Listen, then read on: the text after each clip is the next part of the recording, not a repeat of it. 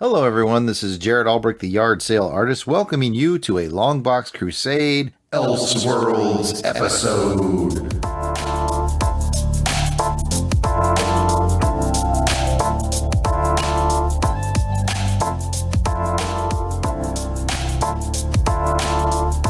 What is a Longbox Crusade Elseworlds, you might ask? Well, some of your favorite Longbox Crusade members have done some work over on some other podcast networks that you may or may not be familiar with. So from time to time, we will grab a show from the past that one or all of us has done on one of those other networks, and we'll play it for you here. Whether it's a James Bond Rookie Agent show from On Her Majesty's Secret Podcast Network, or a Comics with Normies from White Rocket Entertainment Network, or some other bit of alternate dimension craziness, we hope that you enjoyed this presentation of Longbox Crusade Elseworlds.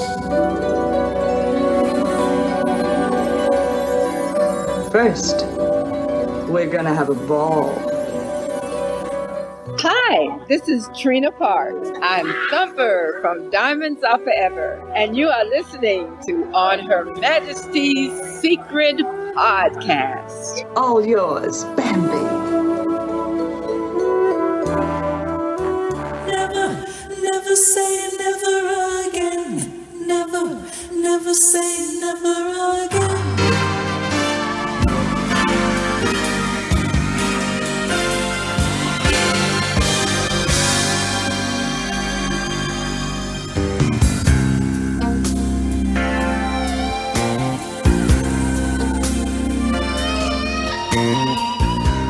You walk in a room, a woman can feel the heat.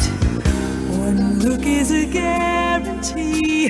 Nights could be long. Hello, and welcome back to the final mission of the Rookie Agents that are featured on Her Majesty's Secret Podcast, brought to you by our fine Patreon sponsors of White Rocket Entertainment. I am your host for this final mission, Jarrod Alberich, the yard sale artist, aka Death Probe.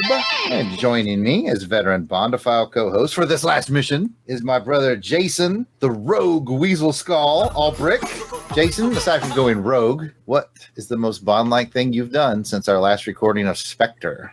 Well, over the past long weekend, I took a trip up to Station C in Canada. I went to Harrison Hot Springs with Julie and had a good time up there. Came back home. First thing I had to do was send in my final measurements for my kilt for my wedding in Scotland that I'm going to be attending. So we got some George Lazenby kilt action. Oh, if it's a kilt you'll be needing, I can hook you up there, weasel skull. Oh, you're a little rounder around the middle than I am, but we could let this out a little bit. Here, I'll take it off right now. You can have it. No, that's okay. Oh, he wasn't wearing it.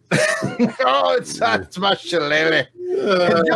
Enjoy the Here, kilt. take this tablecloth onesie. I can't blame him for being traditional. I mean, that's how you are supposed to wear a kilt. That is a good point. Mr. Connery's to the age where we can forego some traditions, how we say. That's all right. He's back in his room, so we're going to be okay. Well, what about you, Jarrod? What kind of Bonnie and things are you up to? I was afraid you would ask, but I have the answer. Do you remember in Skyfall after he gets shot off the train and then he just kind of goes and lives an unemployed life for a while? Oh, we're going there, are we?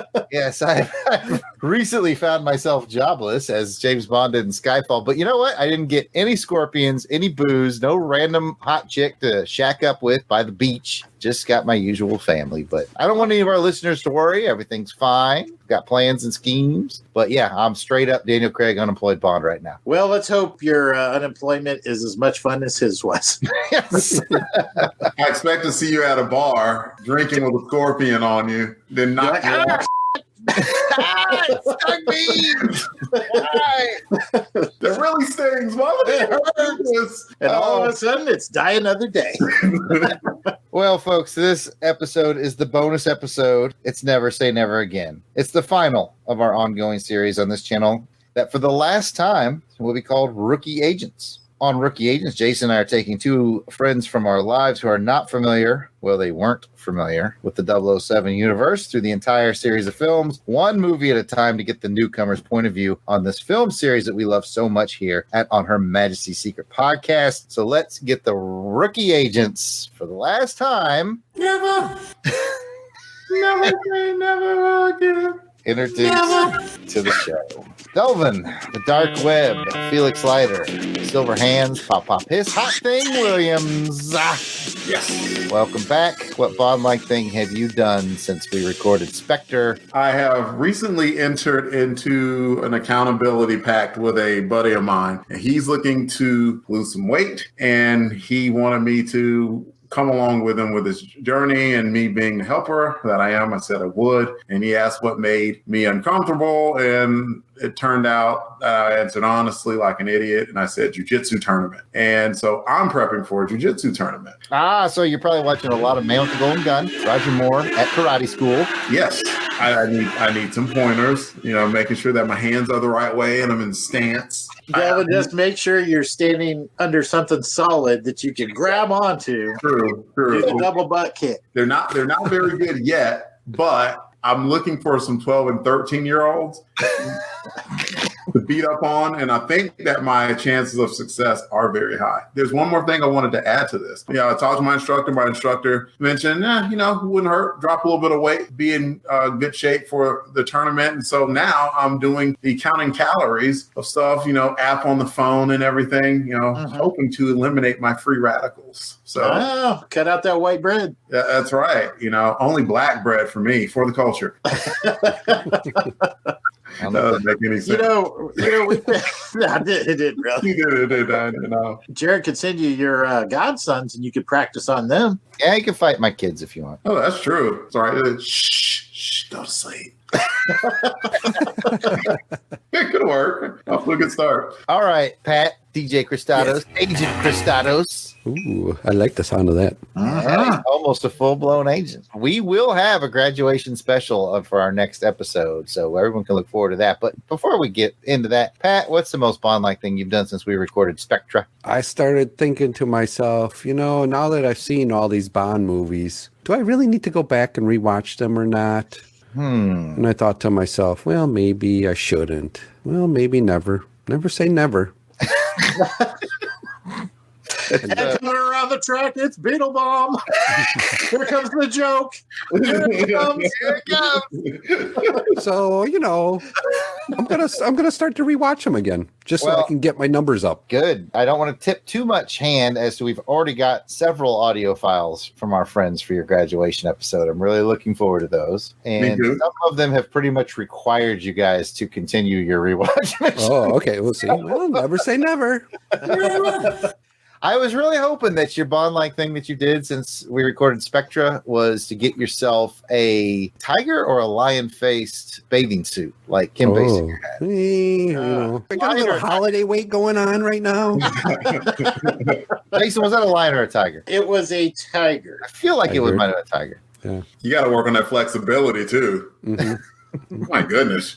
She was flexible. I think I might. I wear a lot of button shirts for work. So I'm thinking maybe I'll just, don't button all the whole top and just leave like the last two buttons buttoned up, and then the rest can just let my manliness be out there. Crazy.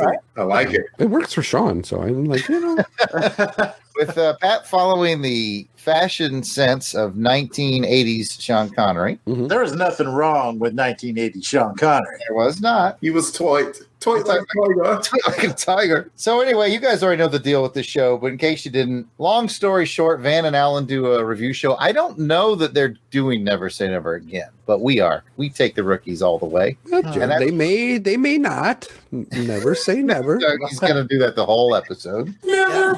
Never say never. All right. Well, bottom line is they've never seen the movies before. Now they're watching them. And They never are going to give us their opinions. Jarrod, we should have seen this coming. We should have seen this come. They were not ready for this.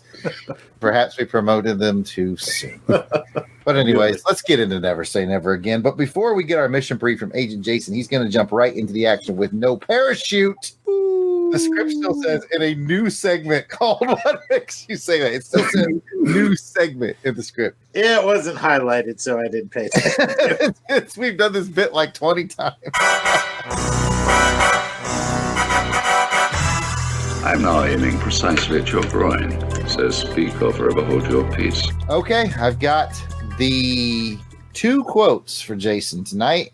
And all right. What makes you say that, in case you never listened to our show before, welcome. And basically what happens is I give Jason a line from the movie, and Jason gives me the line that came before it. He rewinds it in his head, and he gives me the line that came before it. Before you go, I got to say, you got to have a closer's mentality in this game, because I just listened to our Quantum of Solace drop, and boy, I butchered both of those quotes up. So I'm hoping I can put that behind me, come out and have a good showing today. I believe your heart, Jason. Bless your heart. You said butcher, so. Oh, boy. Wow. You're just showing off now, Delvin. You guys are on point now. I love this segment so much. Anyways, this is the kill. Let's get going. What makes you say that? Here's your first line. You leave Domino out of this. Ooh, boy. Oh, I know the scene. Do you? Help him out. What's the scene then, Pat? Number 12. Yes, Pat is correct. That's what I was thinking. Oh, it was in Shrublands with Domino's brother, Captain Jack Patachi. Patachi. Boy, and that led to him getting the ass kicked out of him. Yeah, she like smacked him up and down that Oh, man, yeah. Smacked it up, flipped him. Yeah. And then later on, she rubbed him down. Oh, no. If Jack likes his fast cars and pretty women, yes. And if Jack ever wants to see his sister again... There you go. There it is.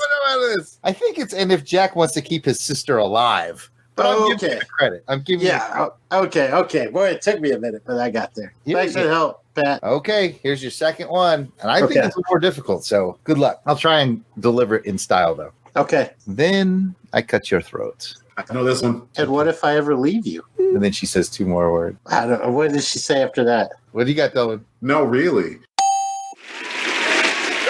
Oh, very good. Good. You guys comboed on that one. She says, no, really? And then he says, and then I cut your throat. And she's like, what the hell kind of relationship have I got into? That's not funny at all. That's not cool. So a little help from the rookie almost full agents, and we got there. Yep. Thanks for the help. It's all good. I would never do that, Delvin. Never say no. Oh, my goodness. With that, Agent Jason, please give us a quick mission briefing on Never Say Never Again.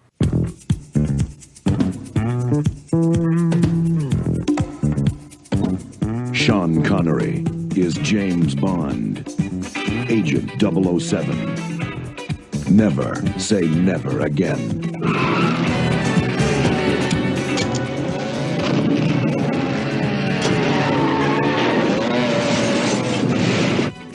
My name's Bond.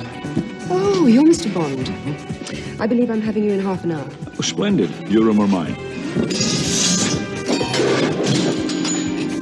Heavy, Mr. Bond?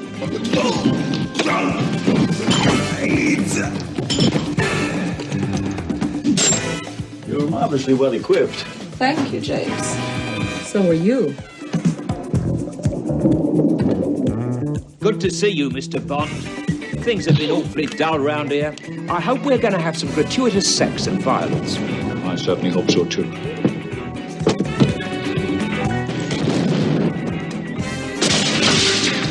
Bond, the game is over. Sean Connery is Ian Fleming's James Bond in Never Say Never Again. Pay attention, 007. So in this thrilling 1983 remake of Thunderball, Sean Connery returns for a final foray as James Bond 007. James Bond is under new management, and that management has little use for the 00 section. That is until Spectre steals a pair of nuclear missiles. Then James Bond is called back into service. Narrowly escaping assassination at a health resort, Bond follows the clues to Nassau.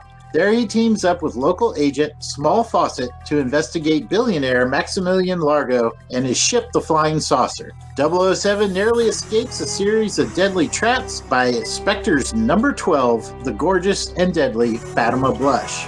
Following the flying saucer to the southern coast of France, Bond teams up with longtime ally Felix Leiter to continue the hunt. Revealing to Largo's girlfriend Domino that Largo had her brother murdered, he's also able to recruit her to the side of the Angels. Gunfights, a high-octane motorcycle chase, and a thrilling underwater confrontation conclude with James Bond and his friends saving the world one more time. Never Say Never Again was directed by Irvin Kershner. The studio backed the project with $36 million, and the movie raked in more than $55 million. The cast included Sean Connery as James Bond, Kim Basinger as Domino, Klaus Maria Brandauer as Largo, Max von Sydow as Blofeld, Barbara Carrera as Fatima Blush, Bernie Casey as Felix Leiter, Edward Fox as M, Alec McCowan as Q, also called Algernon in the movie, Pamela Salem as Miss Moneypenny, and Rowan Atkinson as Small Fawcett. Back to you, Jarrod. Thank you for that, Agent Jason. Now let's find out what our rookie agents thought about their final mission in our segment called Declassified. Do you expect me to talk? Well, folks, normally we break the movie up into 3 parts. We talk about the pre-title sequence, and then the credits and the song. Then we do Jarrod's choice, but there's not a pre-title sequence. There's not an opening credits. Nope. There's a song. Ridiculous. But there will be a Jarrod's choice. But so I propose we jump straight to the song. Let's go ahead and jump right into the song. So it's Never Say Never Again by Lonnie Hall. With that, let's go ahead and find out what your thoughts were on this song. Like Jarrod said, this was really weird beginning. So I was like, this threw me off. A lot of people struggle with this because it doesn't have a gun barrel. Yep. It has that crazy double O's thing. Yeah. And then right into the action, which we'll talk about shortly because it's a pretty good action scene. But that doesn't matter. We're talking songs. We're talking Lonnie Hall. Let's see. Delvin, what'd you think about the song? It's not a bad song, but I couldn't say it fit with what was going on. And since we're kind of merging this song / free credit sort of kind of a little bit, maybe, I was like, wait, song's coming on and there's like, no gun? No, I don't like this. I'm out of my comfort zone. What is this, another Daniel Craig film? I know, this movie went rogue. Not a bad song. Didn't quite fit with the action that was going on at the time. Because what was going on is, looked like he was infiltrating this place to save this girl, but they're singing this song about kind of like a one-night stand.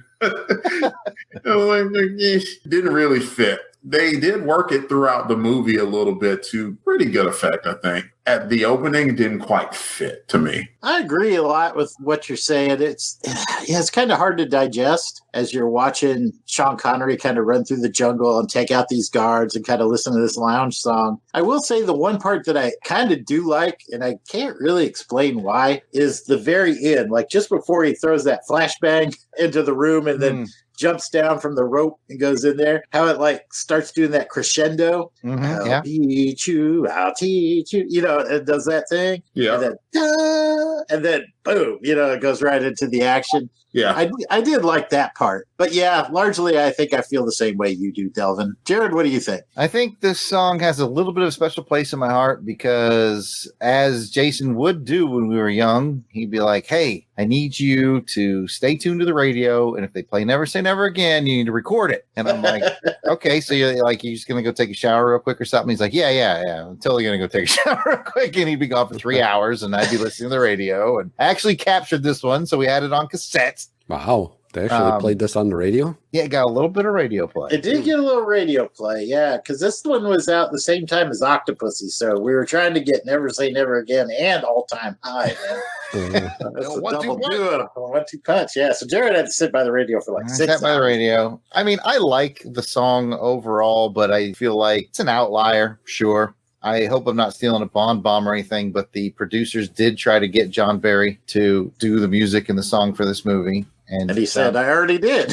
I did that in the 60s. But he said, no, he took a polite pass because basically he didn't want to get on the bad side of Cubby Broccoli. He wanted to keep his professional relationship with Eon. Middle of the road song. I like it because it doesn't get played out. Like, it doesn't get played in a lot of James Bond song lists. People tend to leave it out. So it has a unique flavor to me, but still, it's not one of the greats. And I'll let you wrap up your thoughts, Pat, and then you can tell us what the scoring system's like. I think I'm going to agree with a lot of what you gentlemen have already said about the song. It's one that I don't think I've ever heard before, even back then. And when this was 1984 or 3, yeah, I don't remember it even getting any airplay compared to All Time High. We might have called into the radio station and requested it. I can't remember. But yeah, I would say All Time High got more play. More airplay, probably. I mean, I remember that song. And so all I do remember is how you guys would sing it. Like just like that. So I'm waiting for that part to come on. I'm like, where's that part that Delvin sings? God, that's not... So had you not heard it at all before you watched the movie? I don't think so. Wow. No, just from what you guys have sung in the past. So you'd never heard it before you saw the movie? Never, yeah. And I'll say it again. I'll say it again. I've never heard it. Well, you can never say never again now, because now you've heard it. Well, I may not play it again, but and with that, why don't we go ahead and figure out how we rate this song? And I'm kind of interested to see now. I think there might be a little variety here, maybe. So it's going to be on a scale of 1 to 7, just like we rate the movie. And I'll start with Jason. What you going to rate this one? I think I would have to give this one a 3. I mean, it's not one of my favorites, but I have to admit that after I watched the movie, I have been walking around for the rest of the week going, never say never. It is an earworm, so I'll give it a 3. You get more of it on the end credits than what you do during the beginning of it. Yeah. So I actually listened to the Foley through the end credits, and I'm like, yeah, okay, I'll listen to it again just to, I know I got to do something with it. So, Delvin? I'm at a 4. It's about right in the middle for me. Like, I don't care about the lyrics, but it did have a little catchy hook to it. And then the crescendo at the end of the song made it cool too. Yeah, just kind of loungy, not bad. Don't want to trash it or anything. Just not one of the greats. Cheers.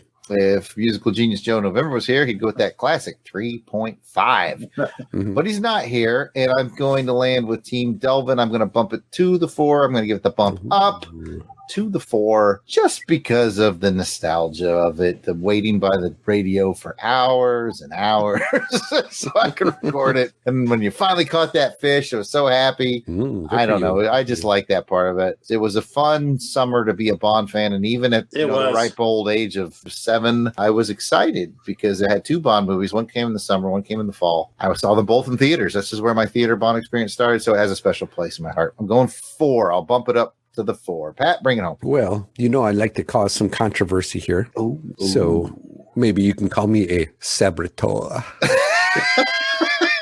I'm going to give you an Edgar. I'm going to go with the 3. So we have ourselves a stalemate, boys. And I think what I want to do is, since it's our last official Bond movie until 25, let's give it out to the audience, the listeners. Help us. What team are you on? Team 2 Cool Guys with me and Jason. Or team Sit by the Radio. Sit by the radio. Do you like it at a 3 out of 7 or a 4 out of 7 only? Cristados can know for sure. Let's let the audience make the separation for us. Well, I appreciate you jumping in with that, DJ Cristados, since we kind of did things in a weird order. But it's now time for Jarrod's Choice. We're going to revisit an old topic. Better not be underwater fight scene. I do not want to get down this rabbit hole again. Nope. This movie has what is neck and neck for my favorite Felix. I love Bernie Casey's Felix. It's the most action-y Felix in the entire franchise, even though this is in the Eon franchise. You guys know what I mean. I thought he was amazing. He's wielding machine gun. He is in the thick of it. He is a partner to Bond, not just the kind of guy that shows up every once in a while. So let's just do it. Over the time, we've talked about David Hedison. We've talked about Jeffrey Wright. And now I think we have to put Bernie Casey. At least I do. I put Bernie Casey in there with my top 3. And I think it goes Hedison by a hair, and then Bernie Casey, and then Jeffrey Wright. And they're all packed tight in there. And I'm just interested in how you guys would rank those 3. Or if you didn't feel like Bernie Casey belongs in your top 3, let me know. Pat, we'll start with you. Yeah, that's a good question. I liked him in this, and I liked him when he brought out the guns. I'm like, oh man, he's got an Uzi. I know, right? I've seen an Uzi in a long. I'm like, I'm that's pretty cool. sure I was on another podcast talking about this. That's Snake Eyes. I think we determined that Felix Leiter shoots more people in this movie than James Bond does. Anybody other? No doubt. Oh yeah, he's laying out. I think he laid out a bunch of fools, and Bond shoots almost no one. Then he's got that rocket launcher or that canister or whatever, that light blasting thing, whatever it is. It's just all out. I'm not sure what movie you watched. He shot the same. He had those. Yeah, because he says, don't use the heavy weapon. Yeah, because Bond's still in there. And then once Bond gets back out, they start breaking out these big guns. Yeah, these big rocket launcher things that they're shooting like phosphorus grenades. Yeah. Yeah. It's all coming back to me now. Did you even watch this? What movie is it? Never. It's a Flash or a Sherlock episode. So I guess that's a long way of just saying I still got to go with Jeffrey Wright, Hedison, and then this guy, who you may remember from Revenge of the Nerds. He was in that. I didn't remember that. Yeah, he was like the dean or something like that. Anyway, he was an authority figure. That's all I remember. Delvin, you got out of it easy last time we did the lighters because you were like he was doing it for the culture. Well, now aren't you in a pickle, buddy? We got double culture. What are you gonna do? But did Bernie Casey describe himself as a brother from Langley?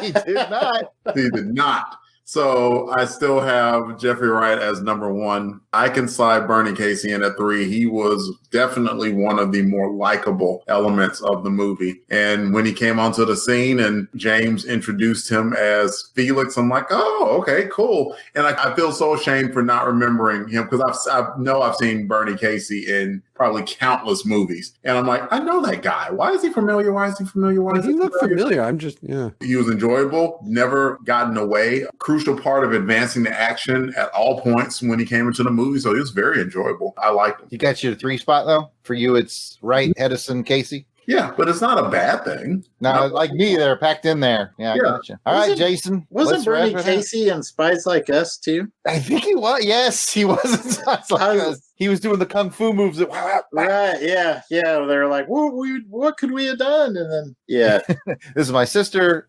You can all have her. I've got to say, you got to put yourself in 1983 mindset too. When I went and saw this at the theater, a black Felix Leiter was new. He blazed a trail. Yeah, absolutely. And I think that it had a good positive overall effect because I was like, oh, that's unique. And then I was like, do I like that? He's a 7-year-old Jarrod. I don't have a whole lot of political beliefs or anything. I'm like, do I like this? Do I not like this? And then I was like, yeah, 100% doesn't matter. For this character, doesn't matter at all. He's super charming and he does a lot of action. So anyway, it was kind of mind-blowing in 83. Jason, was your mind blown? Yeah, I think so. I thought Bernie Casey was the one Felix Leiter that actually fought like side by side with Bond. I do not count the slow-mo old-ass David Henson.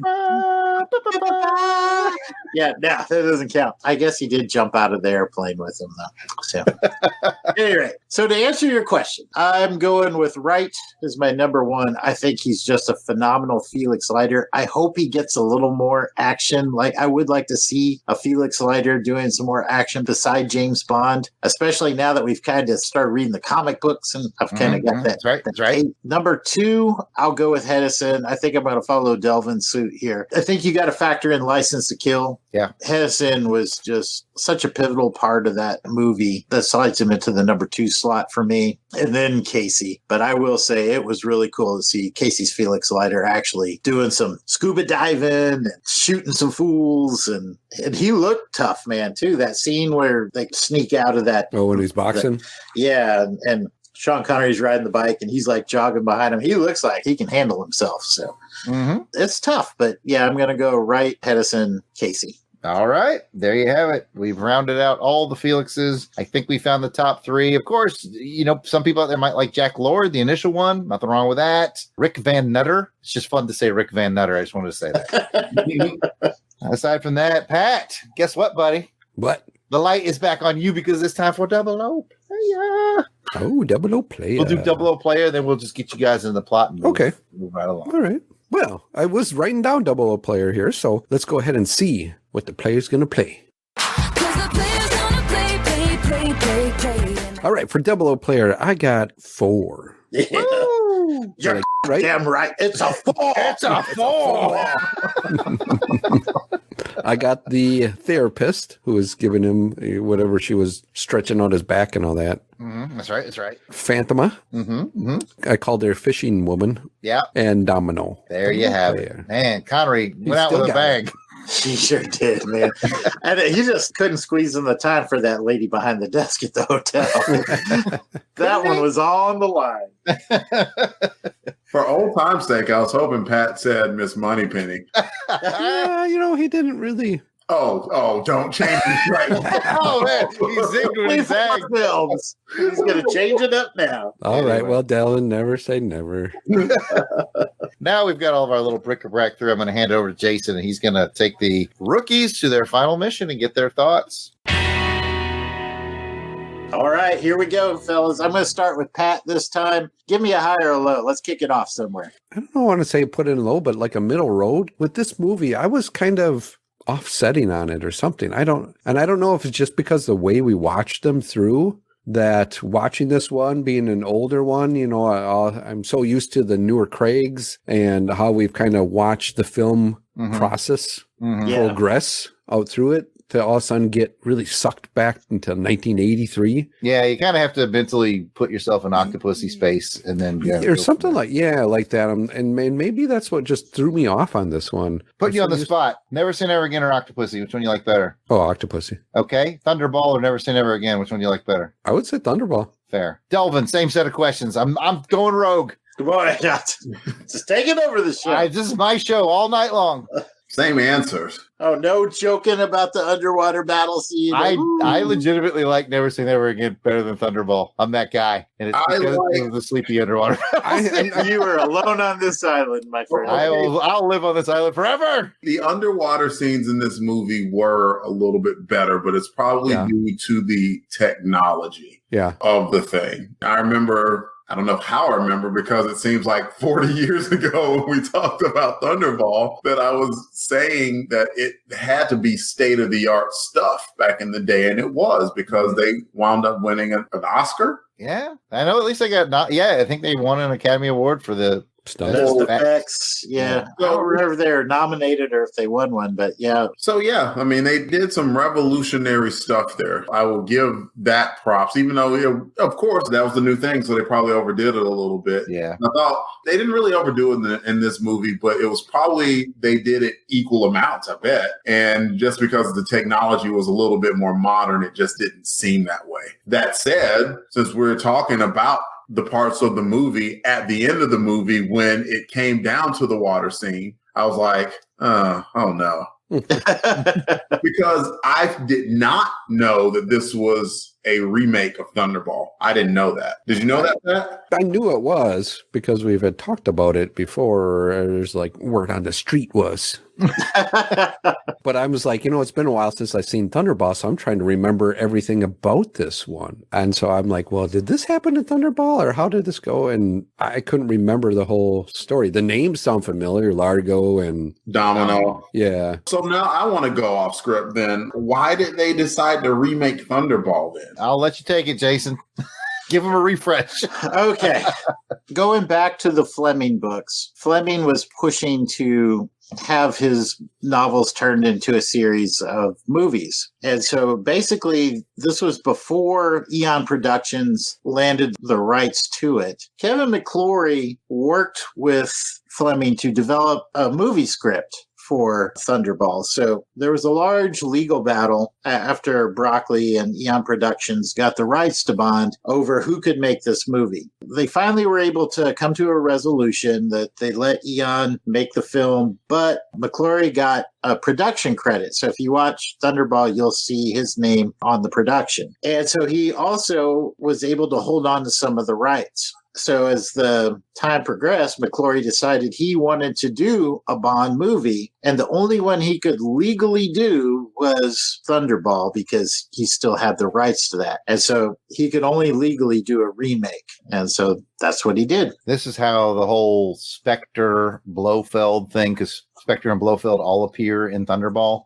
Yeah. That's why they got bogged down all the way until we got Spectre. Yeah. So, That's so confusing. Yeah, it's all because Kevin McClory helped Fleming write Thunderball, and he demanded equal credit and rights to it, and he won them legally. So yeah, it's been decades of them trying to sort that mess out. Yeah, sounds like a mess. Even you guys just describing it. Yeah, definitely messy. That's the story. And the really sad part is the bad breakup between Connery and Broccoli is pretty much why Connery did this movie. Yeah. He kind of wanted to do an FU to Broccoli. That's unfortunate. I mean, they repaired their relationship on Broccoli's deathbed, essentially. But, man, it's one of those things where, why wait? Y'all been friends. Y'all created something awesome. You know how pride and men go sometimes, though, dude. That's for sure. That's for sure. I am glad that they were able to make up, apparently, there at the end. But, yeah, it was sad the way that Connery left the franchise. And, yeah, still was a good movie. Yeah. I'll say that. Let's talk about it. Let's talk about it some more. Delvin, give me a high or low. I'll start with a low, and it's a big one. It is a big one for me. As a former, well, I was never a missileer, but I had to go through some of the training 21 years ago almost now. And the setup for Spectre to get the bombs, in order for the bombs to get released, the president of the United States had single ability to arm nuclear weapons. Nope. Well, and apparently he had to go to England to do it. No. Yeah, why does our president get to arm? No. But it wasn't American Air Force Base, wasn't it? Or was it? It wasn't American Air Force Base, but it was, as Jason said, it was in the UK. So, no. Got hung up in the details. But it's kind of a big detail. Okay. I got a follow-up question. Sure. Now that we're on our last mission, tougher detail to swallow. The presidential single source for nuclear armament or super hot jinx for the NSA? Which one? Because you've worked in both. Which one is the least believable? Ooh, that's tough. That's a tough one right there. A Sophie's choice, Jay. We are doing whatever we want on this episode. Yeah. My response to that is,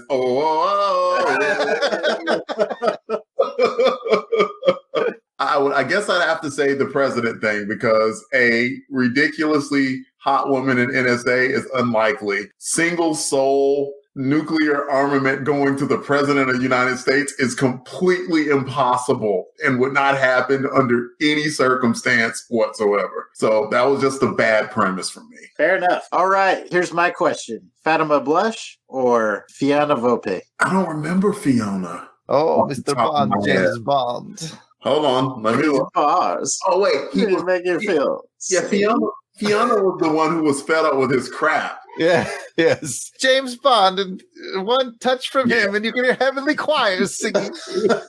I remember that because she was just like, no, all your no. Well, not this woman, not this time. I'll go Fiona, because that was another low point for me, was how Fatima. I want Pat to talk, but I'll discuss later about another implausible thing that happened in the movie where it's like, no. But Pat, go for it, man. I don't know if it was just what I watched, but you guys tell me if this happened in the movie you watched. When Bond shows up to Largo's place, he puts the guy in the closet, and then right away it cuts to him talking to Largo and something. I'm like, I fall asleep?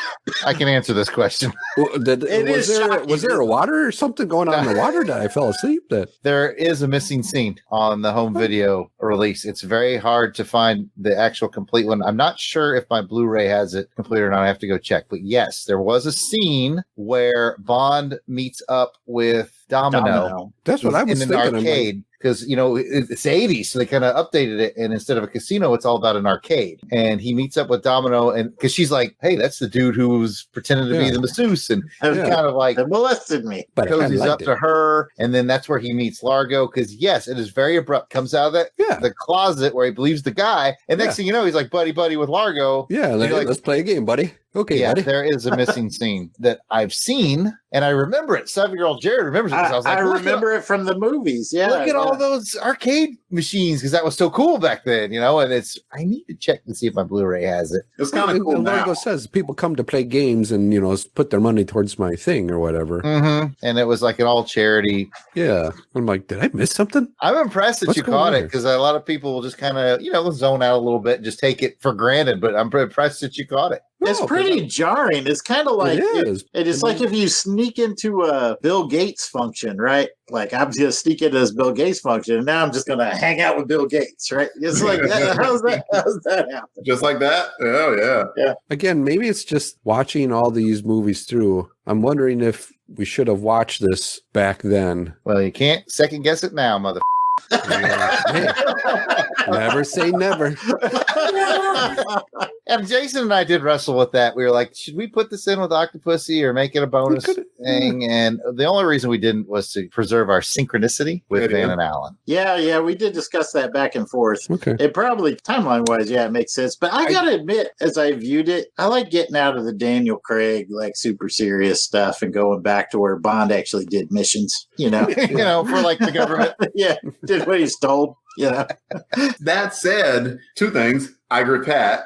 I wish we could have gotten the Octopussy Never Say Never Again comparison and kind of made that decision to see which one was better with the memories fresh. Nobody said you couldn't rewatch Octopussy before we did the show. No, it's not allowed. No, and I think when I watch these through again, I will watch these together, putting this in its time and place, because I think that helps to understand the movie. Definitely, what was going on and why it looks that way. I think that helps. Again, we really only did it this way because of the Syncing with Van and Allen show. Screw them. Okay. Fair enough. The other thing that I wanted to say though is this M, didn't like it. This guy, that M was, oh man. What a weenie. He was an absolute weenie. You're just a gross bureaucrat with no spine. Yeah. That's not M. M is tough as nails. It didn't matter if it were the original M, if it were the Dame. Both of them were tough. It didn't take any crap from anybody. And this one was like bureaucrat. Yeah. Old M was like, those 00 agents were bullets in his gun, man. And he is not afraid to pull the trigger. The Thunderball was better. He had just contempt. It's like that boss that has contempt for his job. Well, not only for his job, but his employees. Because he just flat out did not vibe with anything James said or did. Had James relegated to just teaching because he had basically scrapped the double program. Like maybe that's the character he was playing because of that. Yeah, maybe. Yeah, I mean, they were trying to put a fresh twist on it, but unfortunately, he comes off as unlikable. And I know I'm blending into probably a whole other topic, but Miss Moneypenny's very forgettable too. So it's just kind of like, and she seemed kind of ditzy too, like James, it's so dangerous. At least she was supportive. The scene when they decided to go back with the 007s, like, you're back, James, you're back. She was very happy for him, and I appreciated that level of support that she was the one to tell him. It was at that briefing when they realized their missiles had been ganked. When the guy turns to him, and he's like, you got like these super spies, let's use them. Let's turn them loose and see what happens. And to be clear, I mean, I have nothing against the actor. I think the actor did a great job. I just didn't like how he was written. Oh, yeah. I'm just talking about the character itself. I don't know the actor from Adam, just the character of M as portrayed. That's not the version of M that I prefer. I prefer the tough as nails. Bond absolutely respects him or her. Yeah. What about Q? What about him? Algernon. Who's Algernon? I'm like, where's Q? I have no idea why they made that decision. Algernon was Q. Yeah. I'm okay, but so right there in the credits. Yep, that's the only way I could tell. I like the actor. I thought he was charming. And they see how they took different tact again, where they made M kind of a jerk, and they made Q like his buddy. Yeah, where Q would kind of be a jerk to him before. Yeah. Better than douchebag Q, I could tell you that. At least this Q was inventing things. I know. He invented some cool stuff. Pen that helps him out, baller motorbike. Yeah. What does douchebag Q do? It's my blood, 007. I basically took the Casino Royale thing and made it worse. Should we move on? Yeah, let's move on. Delvin, what do you got, man? this Q was in the same boat as James. Because if the 007s were scrapped, then the Q branch was all but scrapped as well, which is why they had him down in the basement and not like cool like Clinton, but like bad. And they just had, and so a lot of stuff and projects were kind of left to die. So he kind of had to cobble together stuff to give to James to get him back out in the field. The other improbable one, speaking of one of those, was the exploding pin and how Fatima had James. Yeah, she could have taken him out. Dead to rights. Pride got in the way, man. Yeah, but that was. But it got to set up the wonderful line of, well, there was this one girl in Philadelphia. You know, I just remembered. That was funny. It's against our policy for agents to hand out endorsements. To me, I don't know. I wasn't amused by it. And yet, I guess it was because, the pen had to come out, but there were just better ways than that hacky dialogue that got it to that point. Like, well, you're not as good as a lover, but I'm an assassin. I completely dropped my guard. I'll kill you. I have a debate with you about who's the better lover. No. Yeah, I will admit it. As I watched it this most recent time, it does have a bit of 80s cheesiness to it, but I guess since I've watched it since it was on the screen and new, I'm just used to it. So a good rookie opinion there. The movie relied a lot on you simply accepting that Sean Connery, James Bond, was the James Bond sex symbol. Yep. And it's like, okay, you're either going to accept this or not, but they're going to make this a part of the plot where he is just irresistible to women. The problem I have with that is, to use that Family Guy line, it insisted upon itself. Mm-hmm. Uh-huh. They didn't really introduce James Bond as really clever or charming.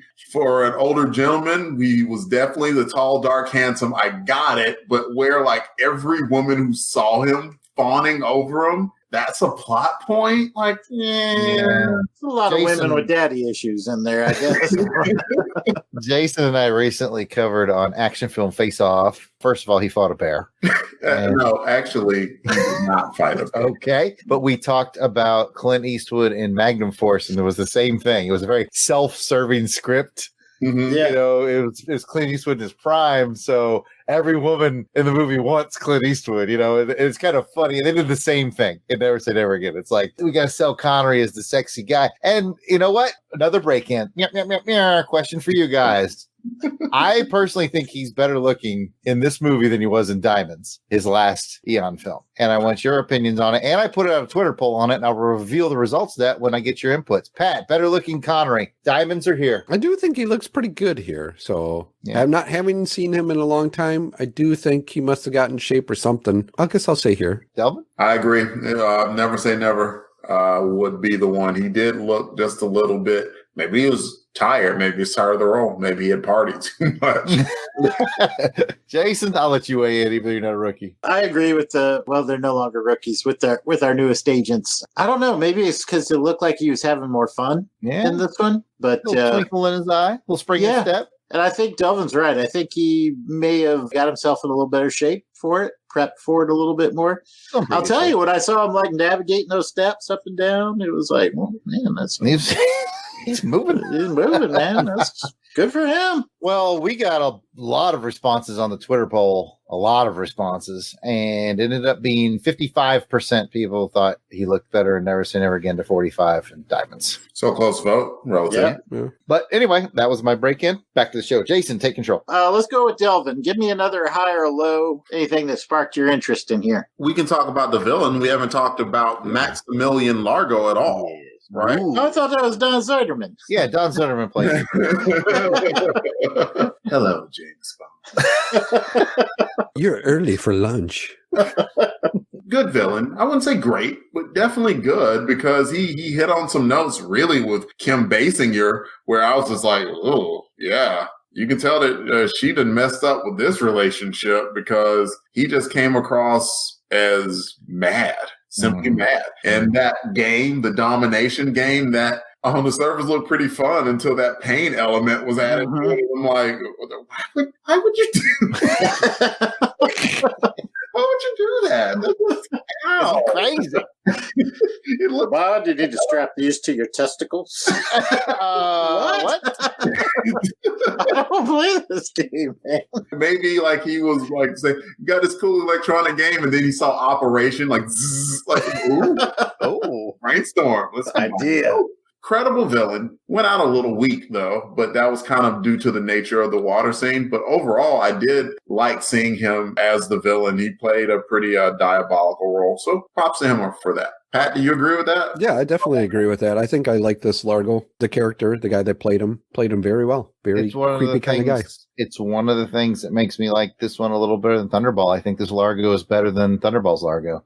Thunderball's Largo's got that eye patch, which goes a long way. But as far as the performance and me buying into his madness and all that, I think Brandauer is the king. Yeah, I liked him. I thought he was very convincing. You like those dance scenes? Mm-hmm. Yep. I like those too. I'll tell you one thing. I did like, looking at the Bond girl, Vicky Vale. I liked her. All right. Funny story. I think Eon approached her to be a Bond girl and she passed. I may be wrong about that, but I think at the very least her original shot at this movie she passed on and then changed her mind because she didn't want to be a Bond girl because it's such a stereotyped thing. But she finally agreed to it just because she was like, well, at least they'll give me mass exposure. And apparently that was a good chess move on her part because I'm pretty sure if she hadn't done this, she probably wouldn't have got Vicky Vale. Sure. Yeah, she actually got nominated for some awards for this performance. I did not know that. No. Is it best nipples? She did have some. You could with those bad boys. We may have to edit that. Yeah, baby. Oh, man. Get the award for best There are whole sections of dialogue that I missed because I was just like, look at them nipples. I don't know what the plot is. I have no idea. That's what I was wondering. Did I miss something? Why did I go from him being in the Did you notice closet to like when he forces that kiss on her there before like that big line of spit? The like, spit string. Yeah. That guy committed to that. That sealed the deal. How crazy he was. Yeah, he went all in on that kiss. Yeah, that was gross. Ooh, you nasty. That kiss was sloppy. Just his mannerisms were very, very cool. Even when he was getting shocked in the game, like he just refused to let go. And then when he does, like blowing on his hands like they're nothing. I did like that line though. That's one of my favorite lines when he was like, "Do you lose as gracefully as you win?" And Bond's like, "I don't know. I've never lost." That's a great line. Let's talk about underwater shark scene. Pat, what did you think of the underwater shark scene? Just a meh? Yeah, man. Yeah. Meh? Shark Tag? You didn't like Shark Tag? No. I don't know. I just always wonder, like, she put that thing on them, and then you could see the sharks had, like, something on them. Yeah. Yep. And I'm like, who took the time to put those things on the shark? And what exactly does it do? Yeah. I've always kills James Bond, man. Who else have they used it on? To go, yeah, this works. We're just gotta wait for the right time to use it. An elaborate way for her to kill James Bond. There was no countdown, Jerry. They tested out on him. That's true. I'll be dead in 5. 4. Okay. Speaking about water, I had another question. Go for it. How does Bond lose his shirt and his jacket when they does the horse jump into the water? He comes up and he's got a shirt off. I thought the same thing. You know, I've watched this movie like a million times, and I caught that. He jumps with a jacket and a shirt on, right? And why does Vicky Vale still have her shirt on there? Yeah, exactly. Now we're calling her Vicky Vale. I'm like, how does that happen? And where'd the horse go? They showed the horse swim away. They did show the horse. Did they? Okay, I must have missed that. They did. I must have missed that because I was like shocking. Like, where's his shirt? I didn't know horses could swim. I didn't know they could fly. Especially going from that, like man, I mean, come on, you could have just jumped off the horse and have to let the horse go like that. Wait a minute. A little bit of film history there. Because of that scene, there were people that complained about the cruelty to the horse. And that's what started the thing at the end of the trailer that says, like, no animals were harmed during the filming of this movie. That's because of that scene from Never Say Never Again. Interesting. All right, guys. I'm sensing a little letdown after the Craigs here, man. No love for Sean. Like Jason and I are the only ones excited. I know. We're the only... What's wrong with you, laddies? You like the girly men? Daniel Craig's? Oh, who says it's my first time? I forgot, Mr. Connery. Like, on a 1 to 10 scale, what do you rate Daniel Craig? A 4! Oh, I forgot. Thank you. Yeah, it's not a letdown. It's what if James Bond were not a franchise, but instead he were a evening movie on ABC in the 80s. Yeah. That's what this movie was. Like a made-for-TV movie? Is that what? Yeah. That's a good way of putting it. You didn't. Jared's not liking this. I can tell by his face. You didn't get to see the walk. The theme music wasn't the same. I didn't get the effect. Those were all things they couldn't use.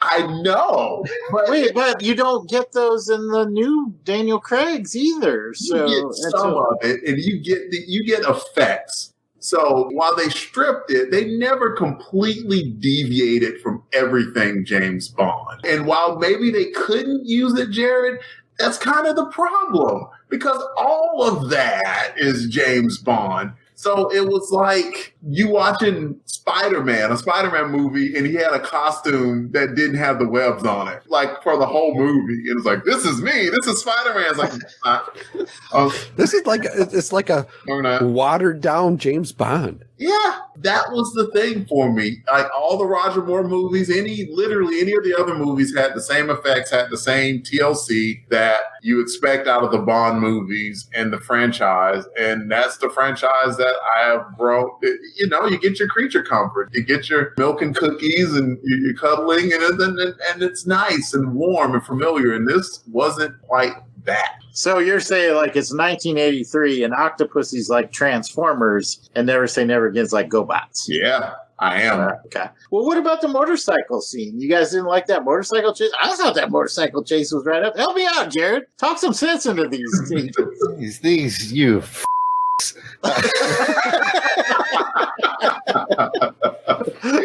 Now, you're on to something there, Jason. I find it shocking that we've had 24 Eon films and we've never had a Q-based motorcycle. But this movie, I think that's one of the standout things. Let me just run it down. So Q-based motorcycle, Bernie Casey, Felix Leiter, Connery looking good at that age, doing believable action at that age. Great villain. Very good villain. Beautiful Blonde girl. There's a lot going for it. The softcore porn music they play throughout the film. That was pretty good. I know the scene. Go down the stairs. So you guys didn't even get a little thrill from the motorcycle chase, huh? The motorcycle chase was fine. It was good. Now, of course, the setup to it, when he ran and put on the helmet and everything and went to get the motorcycle, if it were really, like, that car would have been gone. And to unlock it and all that? I mean, like, you're trying to fool with those straps to get... Yeah, car's like, see you later, Ron. He's like, oh, no, hold 1 second. but remember, my safety jacket and my helmet. Safety first. Remember, though, she was baiting him. She wanted him to follow her because she got him into the tunnel. She's just idling down there. Yeah. They put him in the back of that semi, and they're like, well, we've got him now. Yeah. What's going to happen here? When they were hurting him in there, and they the guy had the gun and shot come on, you couldn't have just whacked him. Shoot the tire of the motorcycle. He doesn't get to do that cool stunt. Or whack his head. Or shoot him. There's no point. Why are you just? We're done. Phantom of Blush would be, but I wanted it. No, we're done. No, we're done. We're done here. We've got a little nuclear missile thing going on. We need to resolve. That's why you're number 12. That's why there's 11 people above you. But she could kill people by tossing a snake into a car. Yeah. I'm not going to lie. I probably would have wrecked too. Jack Patachi lost his shit. The scene started rolling out of the car. And then she retrieves the snake and blows him up with a bomb. She had the car the whole time. I'm like, what's the point of the snake? You had a bomb in the car. Well, didn't she put the bomb? She placed the bomb. She placed the bomb after he wrecked. But you could have done that before Why him. did she put that before? I have a radio-controlled bomb, but I want to involve my. She could have just told him to hold on to it for her. He was already dead, wasn't he? Didn't she check his pulse and I don't remember. Dead? I mean, I would have just walked away. He wanted to get rid of the evidence. Maybe. Yeah. I was going to say of the golden eye, but no, it was the blue eye. Well, I mean, they have to figure out. Now we're getting deep into the plot here, but I mean, they had to know that Patachi was the one who was the insider that stole the bombs, right? They would have known he had access, and now he's mysteriously turns up dead. What evidence is there left? I mean, if he's dead, he can't really say anything. Damn, I don't know. Tails. Yeah, I just thought that the bomb would have left a clue instead of leaving well enough alone and just walking away and leaving a mystery. It had been some Sherlock Holmes motherfucker. It was like, somebody threw a snake into this car. Caused him to lose his shit. Through this wall. Promote that guy. That's all I'm saying. Oh my gosh. Have we killed this thing? We have. There's only one other thing that we got to add. Okay, go for it. Mr. Bean! Oh, you did like something. Okay. Okay. I liked something before this. It's for your eyes only all over again. Yeah, he was good. I think that was his first role. His name was Small Fawcett? Mm-hmm. That sounds like a play on words. Was it? I don't know. For the longest time, I thought his name was Smallfoot. Me too. I wrote down Smallfoot. So when I heard Small Fawcett, I was like, oh. It's what it said in the credits. Small Fawcett. I saw that too, and I was like, oh, that was Smallfoot. Nigel Smallfoot. He was a good little comedic relief there. He was, yeah. It was fun. Mr. Bond! Mr. Bond! I recently took a trip to the Bahamas where I visited all those little filming locations, so that was fun. But that's cool. Any big takeaways? Nah. They're cool. They're all right. They're all pretty accessible. If you look carefully at the film, you'll see the cruise ships in the background a lot. I mean, that's still to this day where the cruise ships park.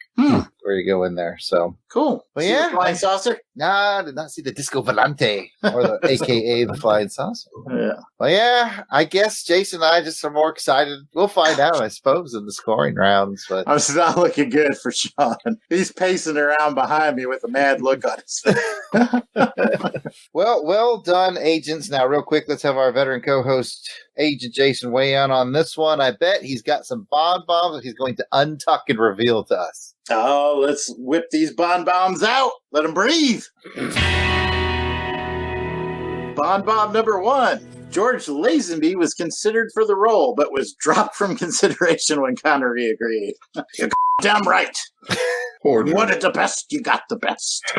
Number 2, a young Steven Seagal was the martial arts instructor for this movie, and he broke Sean Connery's wrist during training. That's a damn lie. I was pimp slapping him and knocked him out, and I sprained my wrist. That's all. And number 3, the title was the result of a conversation Connery had with his wife.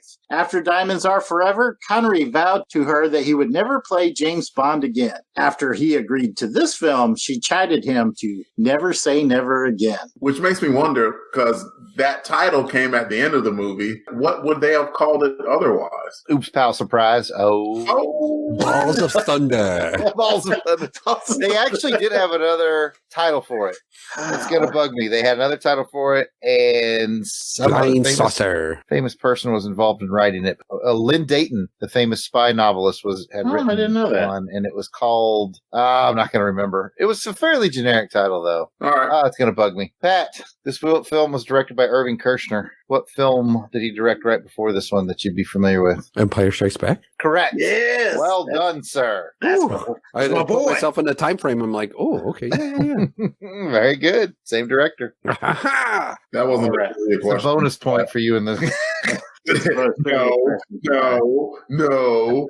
All right. Which, here we go. And with those 007 trivia nuggets safely tucked back away, it's time to have our rookie agents, not for much longer, score this film. Got the answer, by the way. The movie that Lynn Dayton wrote was called Warhead.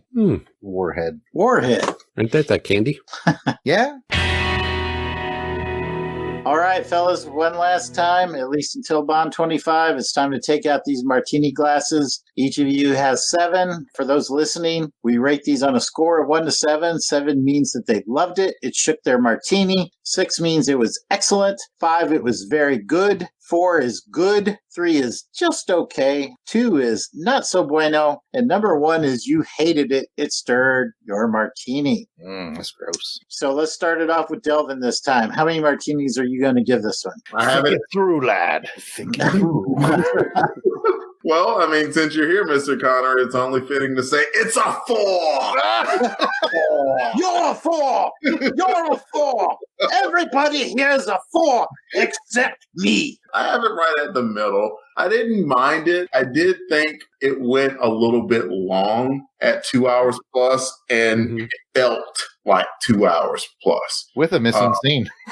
With the missing scene. Right, cut the scene out. Yeah, and it still felt just a little bit long, but it wasn't bad. You two are absolutely right in that there were some very good moments. I don't want to detract from that. To me, at least the missile part of it was completely implausible, but it didn't take me out of the movie where I was just sitting there just grousing the whole time, like, stupid. The original plot from Thunderball, was that more plausible to you, where they stole the whole plane and landed it in the ocean? Well, I mean, that was incredulous, if you get what I'm saying. Okay. You know, that was incredulous, not just flat out wrong, if you get what I'm saying. I can get it or understand it if they do a little bit of sci-fi or make-believe, but to make a false eye that you put a contact over and say, the president of the United States is a single point of contact for nuclear weapons. No, he's not. No, he just ain't. So some good points, a few things I thought that were not so good, but overall, right in the middle, 4 out of 7. All right, fair enough. So we got 4 martinis from Delvin. Pat, it's up to you. How many are you going to give this one, sir? I'm going to agree with Delvin on this one. It's middle of the road as well for me. You're a 4! What really does it for me is Largo, his character. You like Largo? Okay. Yeah. I like the actor, and I think he played it well. And he's really smooth. Like, yeah, look, go ahead. You're late for lunch, and I'll make you a drink, and go do this, go do that. He was just like a smooth criminal. Yeah. Okay. It was what now? He said smooth criminal, so I did the leaning. Yeah. Okay. But he was looking for smoother than And he was. All right. So we got 4s from both Pat and Delvin. So, gents, since we're going all off script and crazy and everything, where would you put this? 2 questions. Where would you rate it? And about where would this fall if you've already rated your movies? Where does this fall in your rankings? Okay, so I'll go first. In all of the movies, none of them will go below a 3. This one, I would land it, and there's a lot of nostalgia points, I would land it at a 5.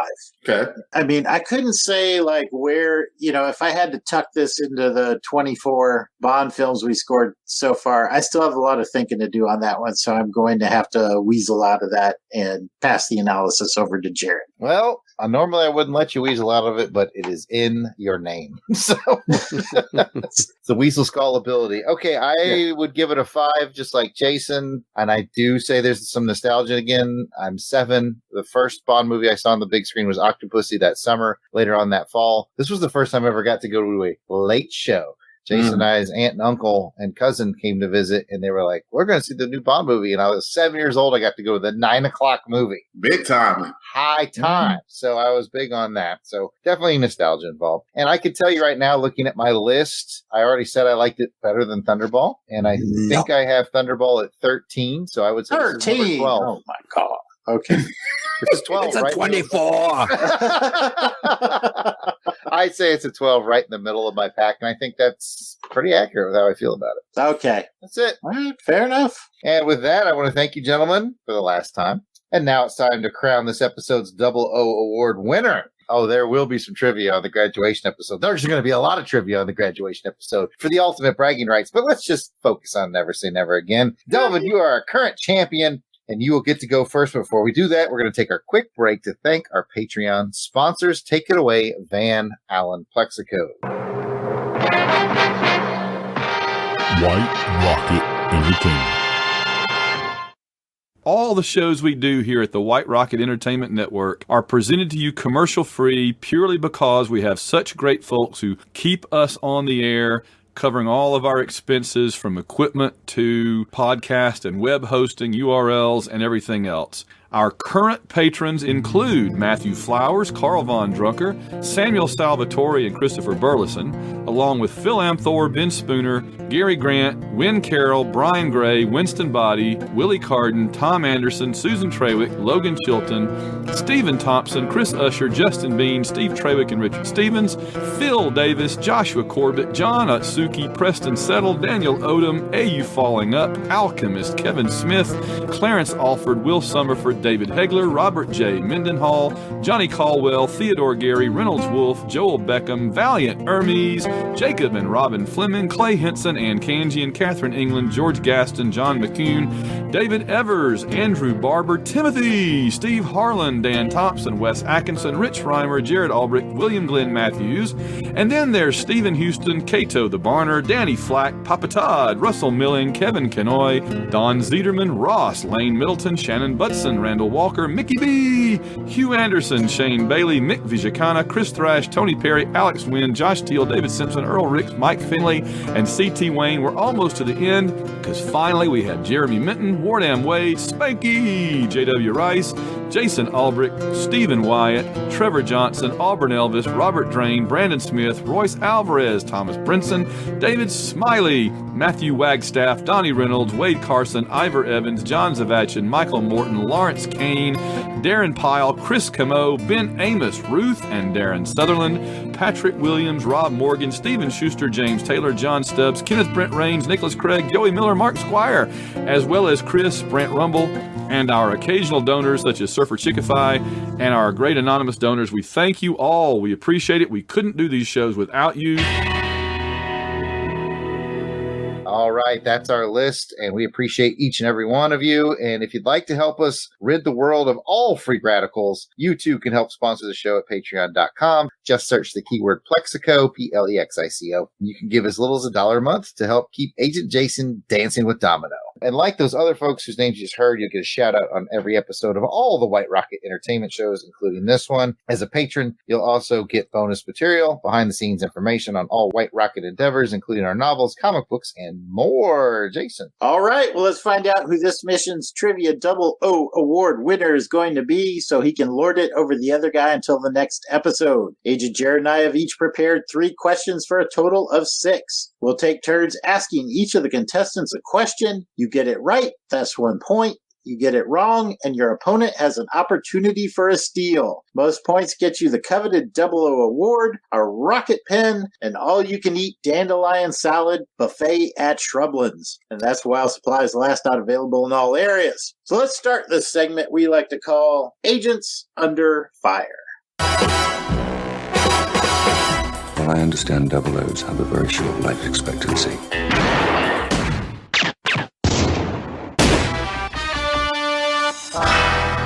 All right, Delvin, first or second? You know the deal. Second? Yes, sir. I'll go first. I'd like to go first. That's a good thing. That must be why you keep losing. Ooh. You never say never, Delvin. Never. Who's going to be your sponsor for this one last trivia episode? Who are you asking? I'm asking you. Oh, me? You know the rules. 24 episodes. I don't know. I'll go with you since you gave me the answers. Good choice, Pat. So here we go. Jack Patachi had his eye replaced to mimic whose eye? Oh, man. If I could only remember, there's something about this one. It's just no way this would ever happen, but... Impossible. It's impossible. Impossible. I would say the President of the United States. I'd say you were correct. Ah! All right, Delvin, here's your easy round question. Q, a.k.a. Algernon, provided Bond with 3 items to help him in the field. Give me 2 of the 3. A pen and the laser watch. Very good. What was the third one? Just for fun. It was much bigger than a pen or a laser watch. Very good. Pen and the laser watch. Well done. All right, we're going to the medium round now. Pat, here's your question. What Spectre number is Phantom of Blush? Well, she's not good enough to be a 2, so I'm going to say she's a 12. You are correct, Pat. 12 is the right answer. Okay, Delvin, medium round. Largo demos his video game to 007 by using France as the battleground, and they ultimately play for the whole world. Name one of the 2 countries that they play for between the demo round and the whole world. Okay, Spain. Correct. All right, we're going into the hard round, Pat. Here's your question. Ooh, this is a Men from the Boys question. What's the safety deposit box number that leads to the Spectre meeting room? This is a tough one. Twice the hard round. That's a Pat question. That's I know. I wonder if you wrote that down already. Oh, boy. It was cool. That was cool, though. I'd just say 007. I don't know. We'll see if Delvin got it. Men or the boys, Delvin? Well, I mean, either you're a man or you're a boy. It's one or the other. All right? Mm-hmm. The box number was 274. Oh, he's old man. Oh, wow. With that, you officially won, but you can just rub salt in it with your last question if you'd like. What if he gets this one wrong, though? Oh, and then Pat steals it. Then we got ourselves a ball game. That's true. All right, Delvin. What was the code name for Spectre's mission to steal the nukes? The Tears of Allah. I guess that sealed it. Yep. Oh, this was a close one, though. That was a close one. That's right. Pat, you fought well this time, but yeah, I did pretty good. Delvin's I'm proud of myself. I think, has won him the day. It did. That's okay. Pat, I'll reach you. I'll teach you. Never.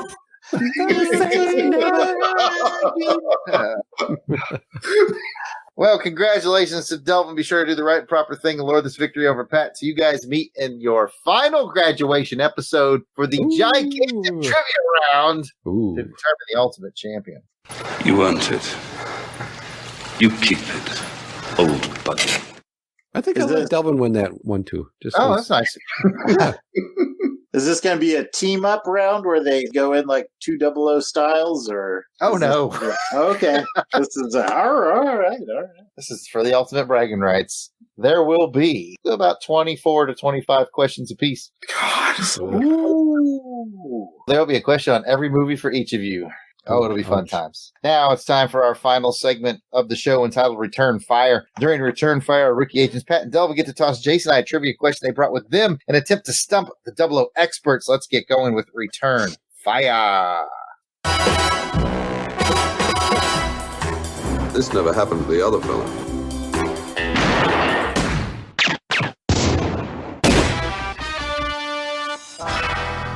Fire away, Delvin. In the domination game. World domination game. What was the value of the entire world? You know, Delvin, the world is not enough. That's a good answer, Pat.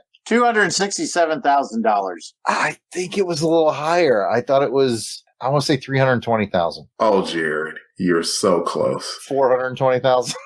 $267,000, Jason, was the overall money that Bond won. The value of the world was $325. Oh, it's fine. Oh, son of a motherless goat.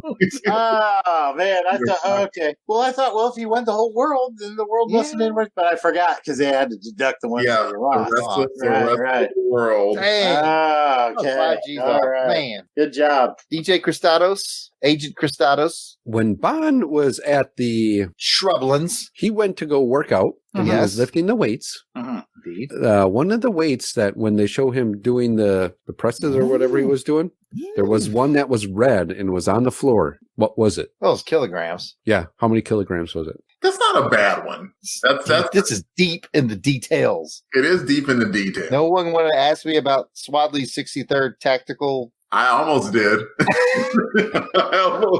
No one wanted to ask about W-80 nukes. I wrote that. Almost did too. Nobody wants to know what was in the case with beluga caviar, quail's eggs, vodka, and foie gras. You're sticking me with this damn kilograms? I'm going to go 15. 20. 25. Oh, if we took my 5 and you're 20. That's what you bastards get for not helping me out on those.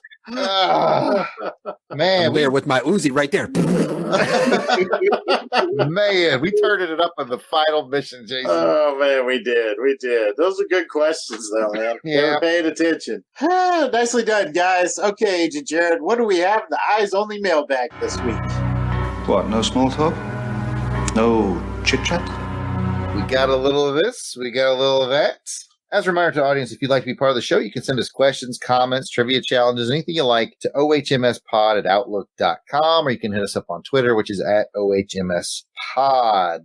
We highly encourage you to do audio recordings and email them to ohmspod@outlook.com. And we've got a few tonight. Before we get to those, though, I'd like to remind you, if you are an iTunes listener, we would love your feedback. So please just go ahead and click on that and give us the sparkling 5 stars, if you won't mind, or if you had some other star amount in mind, I guess we'll take it. S to yourself. I guess we'll take it. But we really just like to hear your feedback, and more feedback means more exposure, and it means more of the Bond family jumping on board with us, and that's what we want. We want to continue the conversation. We're very proud of the family we've grown over the last 25 episodes now, and we'd like to continue to grow. So please leave us feedback if you can. Guys, guess who's back? Well, we're through the Craigs. It's got to be Ruth and Darren. Yes, our very own research and development, RAD, also stands for Ruth and Darren and their Rad Adventures podcast network. We can't recommend them enough for Trekker Talk, Warlord Worlds, Xenozoic Xenophiles, all Sensational Sleuths. Got a bunch of good stuff over there at Rad Network. But it's been a while since we heard from them. We haven't heard from them since the Brosnan era, so let's find out what they sent us. Beard is back. Hi, I'm Ruth. And I'm Darren. Of the Rad Adventures Network. We're with Research and Development Q Branch, and we're here to share our thoughts about Never Say Never Again. 1983 was a big year for James Bond with the release of 2 different movies. Octopussy with Roger Moore in his 6th appearance was released earlier in the year, and Sean Connery's return in his 7th appearance as 007 in Never Say Never Again was released later in the year. Never Say Never Again was possible because of the legal battle related to the book Thunderball. While the novel was written by Ian Fleming in the early 1960s, it was based on a screenplay he developed earlier with Kevin McClory and Jack Whittingham, but he didn't give either of them credit in the publication of the book. The legal settlement gave Eon Productions the rights to adapt Thunderball into a movie in 1965, while giving Kevin McClory ownership of some key components of the story and the right to make subsequent adaptations of the book after a period of time. So, Never Say Never Again is a quasi-remake of Thunderball that manages to feel mostly new and different from the earlier film. It was a tricky maneuver for the production team because they had to follow the basic plot of the original story, since Kevin McClory's rights only gave him permission to remake Thunderball, but not to make an original 007 story. Therefore, several key plot points and characters are retained, but the production managed to weave several original elements into that basic story. I particularly like that the production took Sean Connery's age into consideration and made the story about a spy at retirement age. It adds lots of depth to the movie and makes it feel like a natural ending as we've watched James Bond age through more than 20 years of adventures. In fact, when we rewatch 007 movies in sequence, we usually watch this film after A View to a Kill. That way, Dr. No and Never Say Never Again are the bookends to begin and end the original James Bond era from his early career to his retirement. The production chose director Irvin Kershner, who was at a high point in his career after directing the hugely successful Star Wars The Empire Strikes Back. And besides starring in the film, Sean Connery was heavily involved with the behind-the-scenes production of the movie, too. The excellent guest cast features Edward Fox as a perfect choice for the new M. Audiences already knew him from the espionage classic The Day of the Jackal, where he played the cunning assassin in one of our favorite films. Barbara Carrera makes a great villain as Fatima Blush. I like the way she transitions from kind to cruel when taking care of Jack Pataki. And I like that some of her outfits make her look a bit like a pirate, which is very appropriate. Kim Basinger is the manipulated Domino, seen here a few years before she would play Vicky Vale in Tim Burton's Batman. And Rowan Atkinson, who is a favorite actor of ours, appears as Bond's inept contact, Nigel Smallfawcett. Rowan Atkinson is very talented and able to play a wide range of roles, from the sharp wit of Blackadder, to the silent physical comedy of Mr. Bean, to the silly antics of spy Johnny English, to the brilliant detective Inspector Maigret. It's always a treat to see him. We were lucky to see Rowan Atkinson in a stage play in London and waited outside the theater afterwards to get his autograph. That was so much fun. Our friend Paul from Belfast, who visits Bond locations when he travels, has visited the part of the Bahamas used in this movie and found the building where Bond and Small Fawcett talk. Paul has photos of himself hiding behind the columns, just like the scenes of Rowan Atkinson in the movie. Never Say Never Again was a critical and financial success, setting an opening weekend record for a James Bond film at the time. Audiences were eager to see Sean Connery return to the role, and Connery's performance was singled out for praise by critics. We love the smooth and casual way he delivers so many of his lines. However, surprisingly, during the course of its full run in theaters, it fell slightly short of the total box office amount earned by Octopussy. That is generally attributed to the Roger Moore movie being released in the more lucrative summer months, while Never Say Never Again was released in the fall when cinema attendance is generally lower. In a bit of trivia, it was Sean Connery's wife who thought of the title for the movie because she remembered his infamous statement in the early 1970s that he would never play James Bond again. She is given credit in the end title sequence. There was an attempt to remake Thunderball for a third time in the late 1990s, with Timothy Dalton returning to the role of James Bond, but financing fell through for the project. I'm sure Jarrod would have been happy to see that. And now it's time for 007 Hits and Misses, when we share our thoughts on 2 low points and 7 high points in the film. This film is filled with many high points, but there are definitely a couple of low points as well. For me, the fight between Bond and the assassin at the Health Spa is exciting and well choreographed. But having it end with Bond throwing urine at the assassin is a complete letdown and spoils the whole fight. Surely they could have thought of something else. Anything else. And for me, it's the sequence of Bond and Domino during the escape from the Citadel on horseback. For some silly reason, the armed guards don't shoot when they have our heroes in their sights, but do shoot once they've moved too far away. And I've always disliked the scene of the horse leaping over the walls and plunging into the ocean.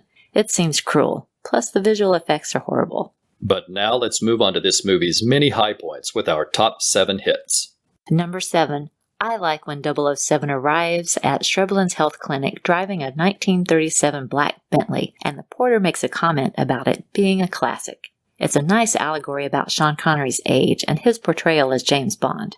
Number 6. I always laugh at James Bond's suitcase for the health spa, where he packs all of the essentials, including beluga caviar, quail's eggs, vodka for his martinis, and foie gras.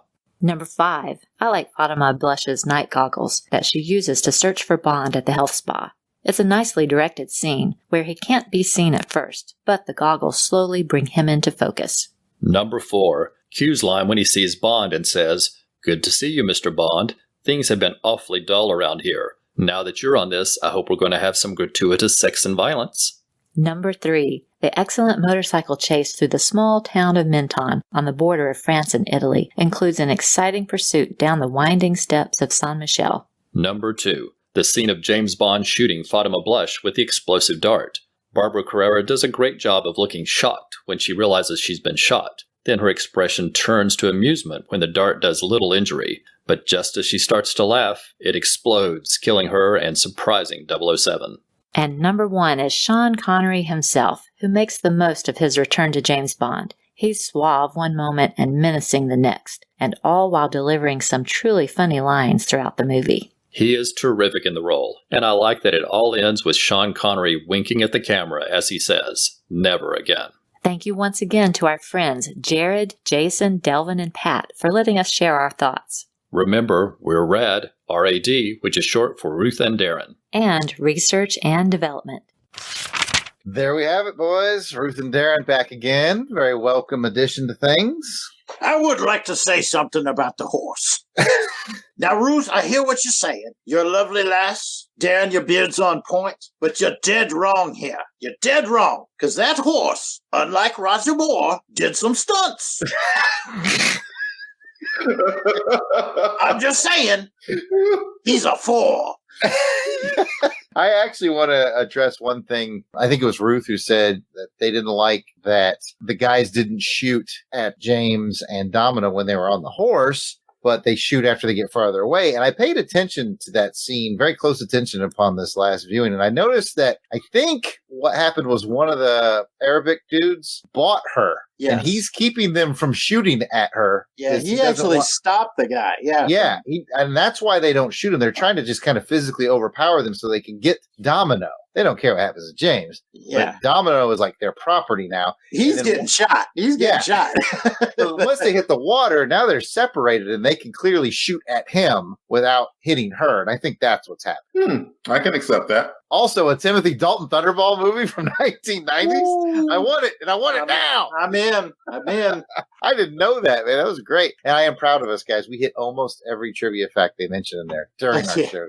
I was going to say, you could just cut their explanation of the Kevin McClory thing and put it right over my rambling mess. They obviously worked that out. They did. It was so good to hear from Ruth and Darren again. It was. It was, man. It's Missed great them. to have them back. Yep. I left the rains out in South Africa. Okay. Let's head on down to South Africa and check in with Agent R, Matt Robenheimer. See what he sent us. You may get to talk about Roger Moore. It's always good. Hello, Rookie Agents. It's Agent R here, and I'm here to talk about the unofficial Bond movie, Never Say Never Again. My thoughts about this film can be summed up very briefly. I don't like it. I think it's a really forgettable movie. I think the one thing it proves is that there's more to Bond than just the actor. That a Bond movie is a whole package, and Eon Productions certainly knew how to deliver that package. Connery himself isn't bad, but as a whole the film falls flat. And I won't go through all the things that I dislike in the film because frankly it's a long list.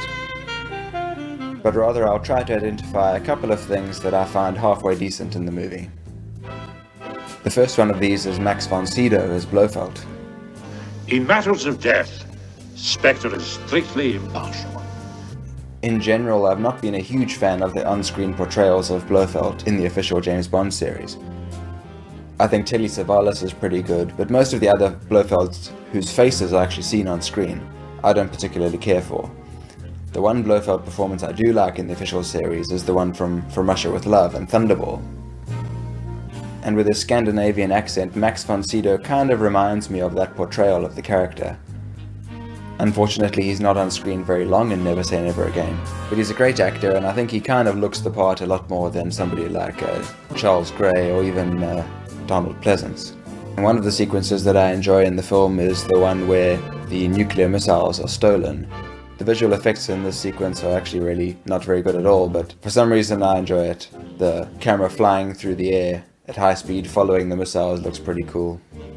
And it's the one bit of the film that, at least for me, feels a bit like a Bond movie, even though I'm sure the official series would have had slightly better visual effects.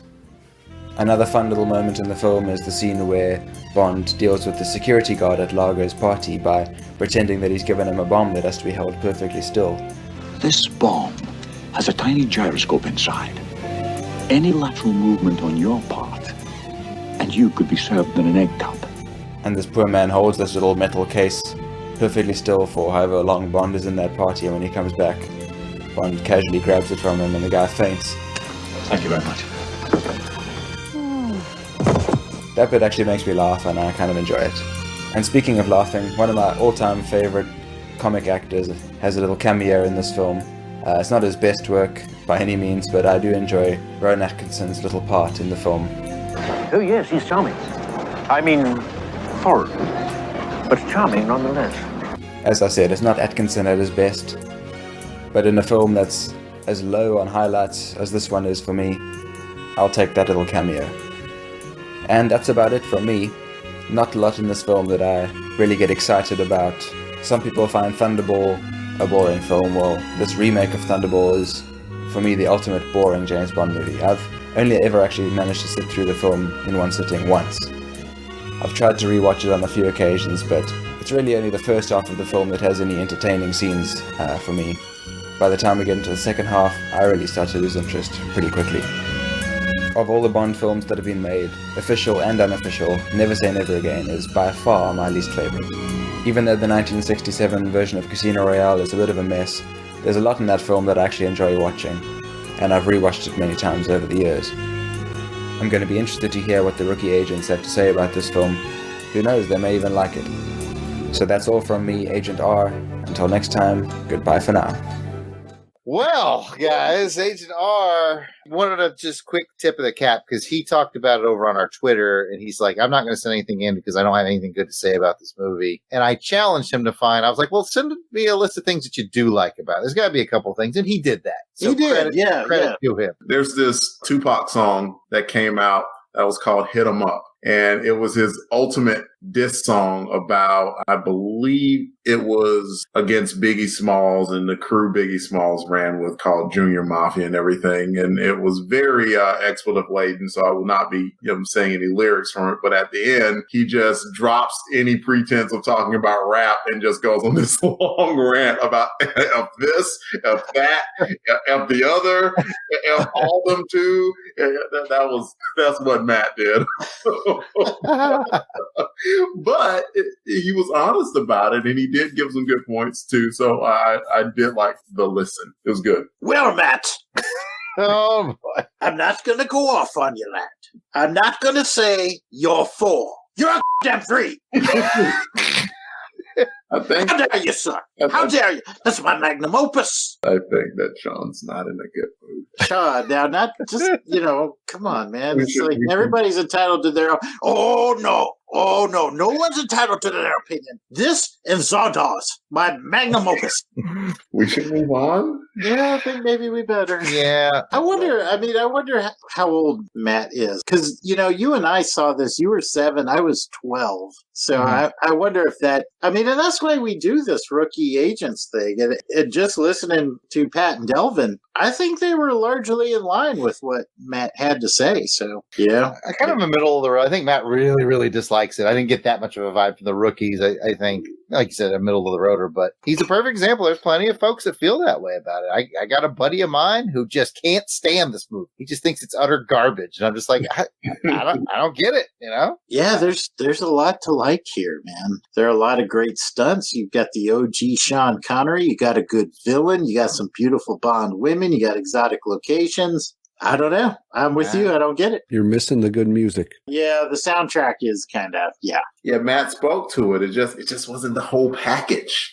Oh, I did have one other thing to say about Agent R's file. I can't believe we did our whole thing without mentioning Max von Sydow as Blofeld. I know, yeah. Oh, no, we did not mention Blofeld. We mentioned Maximilian Lardo, but not Blofeld. Yeah, pretty big name actor to play him. And he doesn't have a ton of screen time, but what he does have is memorable, or it should have been. All right, fellas, I think we're going to go do a first-time send-in. What? Here we are in our 25th episode, a little Never Say Never Again bonus mission, and we got a first time sent in from someone I'm going to be calling Agent B Movie. Agent B Movie is like, was he waiting all this time? He's like, God, I hope they get to Never Say Never Again. He's a big Bond fan. He's on Twitter. He's at B_movie_cult. He goes by Rob B Movie Cult. I just shortened that down to Agent B Movie. He's got a trivia question for us. Uh-oh. Hello, Jarrod, Jason, Delvin, and Pat. This is Rob from the B Movie Cult. I wanted to congratulate Delvin and Pat for nearing the end of your training to become 00 agents. As a longtime Bond fan, it was fun listening to your journey and hearing fresh perspectives on the 007 series that weren't tainted by nostalgia.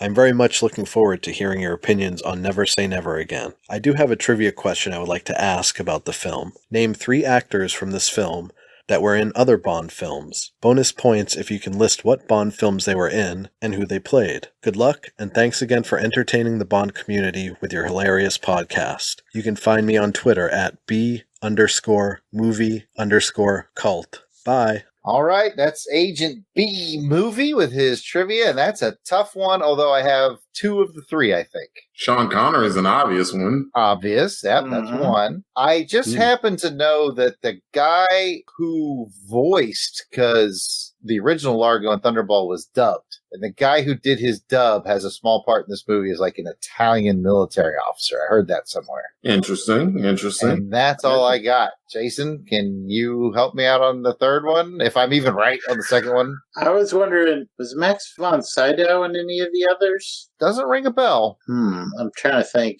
That was the name that, for whatever reason, rung as familiar, and I could not tell you why. I don't have anything other than random guess. Now, Max von Sydow's been in a heck of a lot of movies, but I don't think he's been into another Bond. Was Bernard Casey in any other Bond movie? Spies Like Us. Not another Bond one, I don't think. Yeah. How about Sean Connery. We got him. Oh, we got Sean Connery. I think he's the give me. Oh man. We'll call it a quit. The only one I'm thinking about is Sean Connery.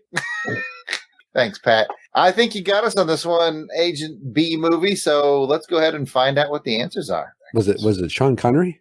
Dang it, Pat. We're pretty sure one's Sean Connery. Yes. All right, here we go. Yes. Other than Sean Connery, of course, here are 3 actors from Never Say Never Again who are also in the official 007 films. Manning Redwood, who played General Miller, also played the annoying American businessman Bob Conley in A View to a Kill. Valerie Leon, who played the lady in the Bahamas who Bond was sleeping with when his hotel room blew up, also played the hotel receptionist in The Spy Who Loved Me. Lastly, Robert Rietti, who played one of the Italian ministers, lent his voice to several characters in the official Bond films, including Tiger Tanaka in You Only Live Twice, Emilio Largo in Thunderball, and Blofeld in For Your Eyes Only. Wow, that's going deep, man. Yeah. Boy. Oh, we got one. I thought we got Connery was like a Yeah, we thought Connery was to give me, man. I was like, Sean effing Connery. Get out of here. Come on, don't try to play that. That was a great question, though. Man, excellent. Excellent. Yeah. You got us, Agent. You got us, Agent B movie. Cool. Agent B movie knows his James Bond stuff, man. And I'm really glad he's having fun listening to it, because that's what this is all about. It's the fun take of it. Yeah. I'm glad he gets our vibe.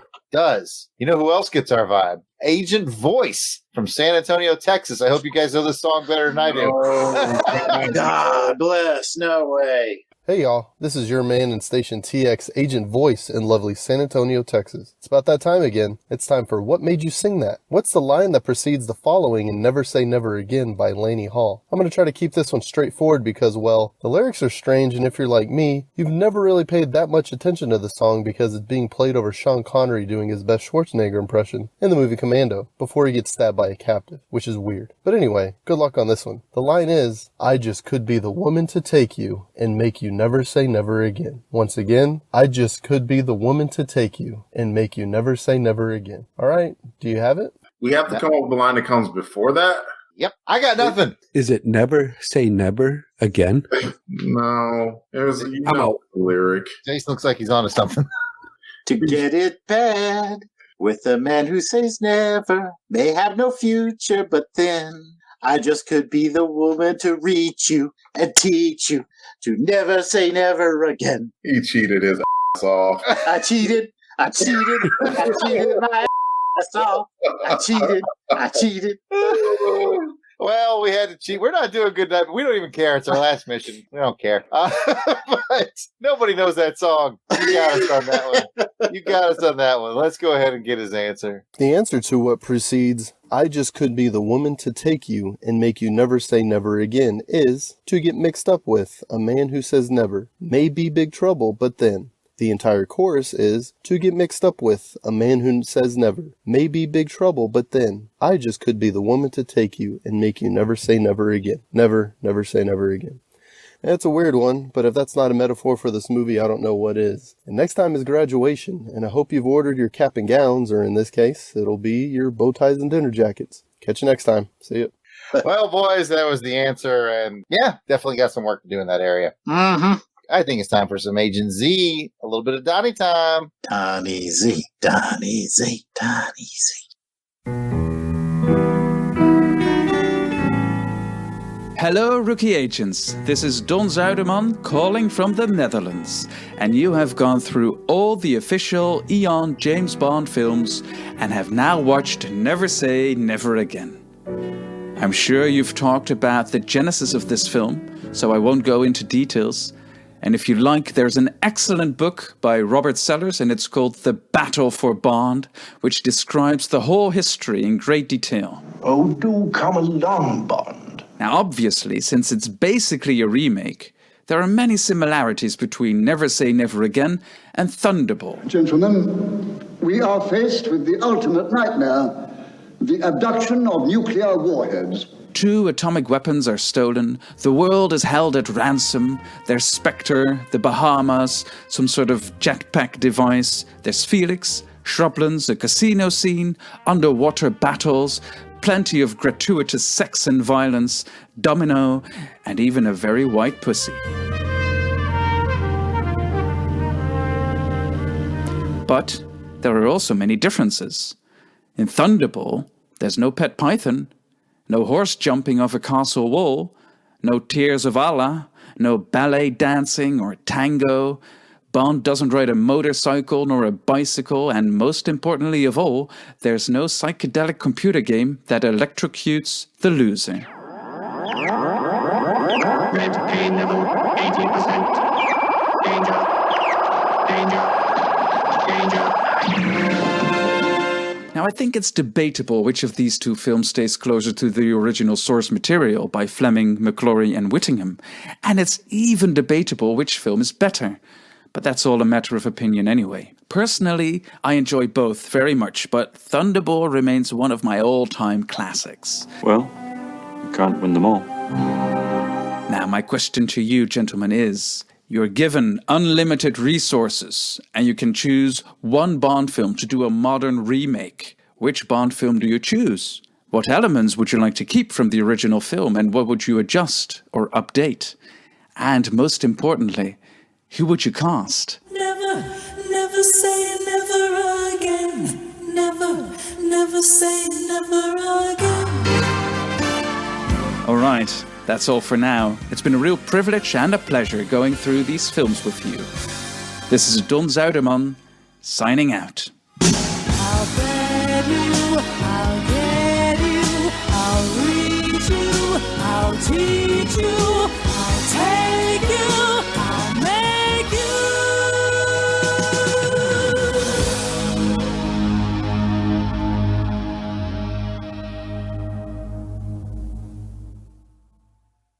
So we're doing a remake. We're recasting it. I already know my answer. I'm going first. Timothy Dalton, 1990s. We got it.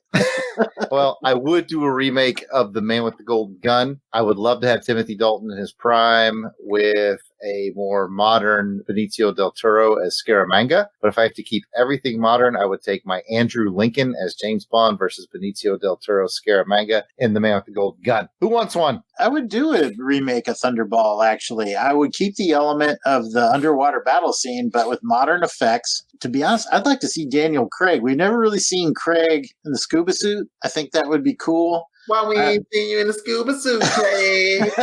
You lying, Craig. We got to lie, Craig. You can't swim and you lie.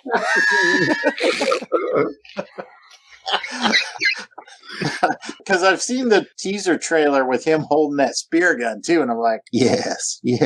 I think that would be cool to see. All right, that's from your veteran agents. The rookies haven't been through the films quite enough yet to determine which remakes they want, so we're going to move on to the next send-in. Okay, we're going up to Canada for our friends from the Bond Complex. Never say never. Hello, on our Majesty's secret podcast, MI6 Rookie Agents, Jarrod, Jason, Delvin, Pat. We hope you're doing well. Who are we again? We know who this podcast is, but who are we? Who are you? I don't know. Could you refresh my memory, you fat bastard? We're the James Bond Complex. I'm Edgar. And I'm Matt. We do Fleming, we do films, and everything in between. This is an interesting little episode that you guys are probably recording. Never say never again. Never. I'm going to do that the entire time we're recording this. Oh, is that so? Well, we'll try to make this a 30-second review in that case.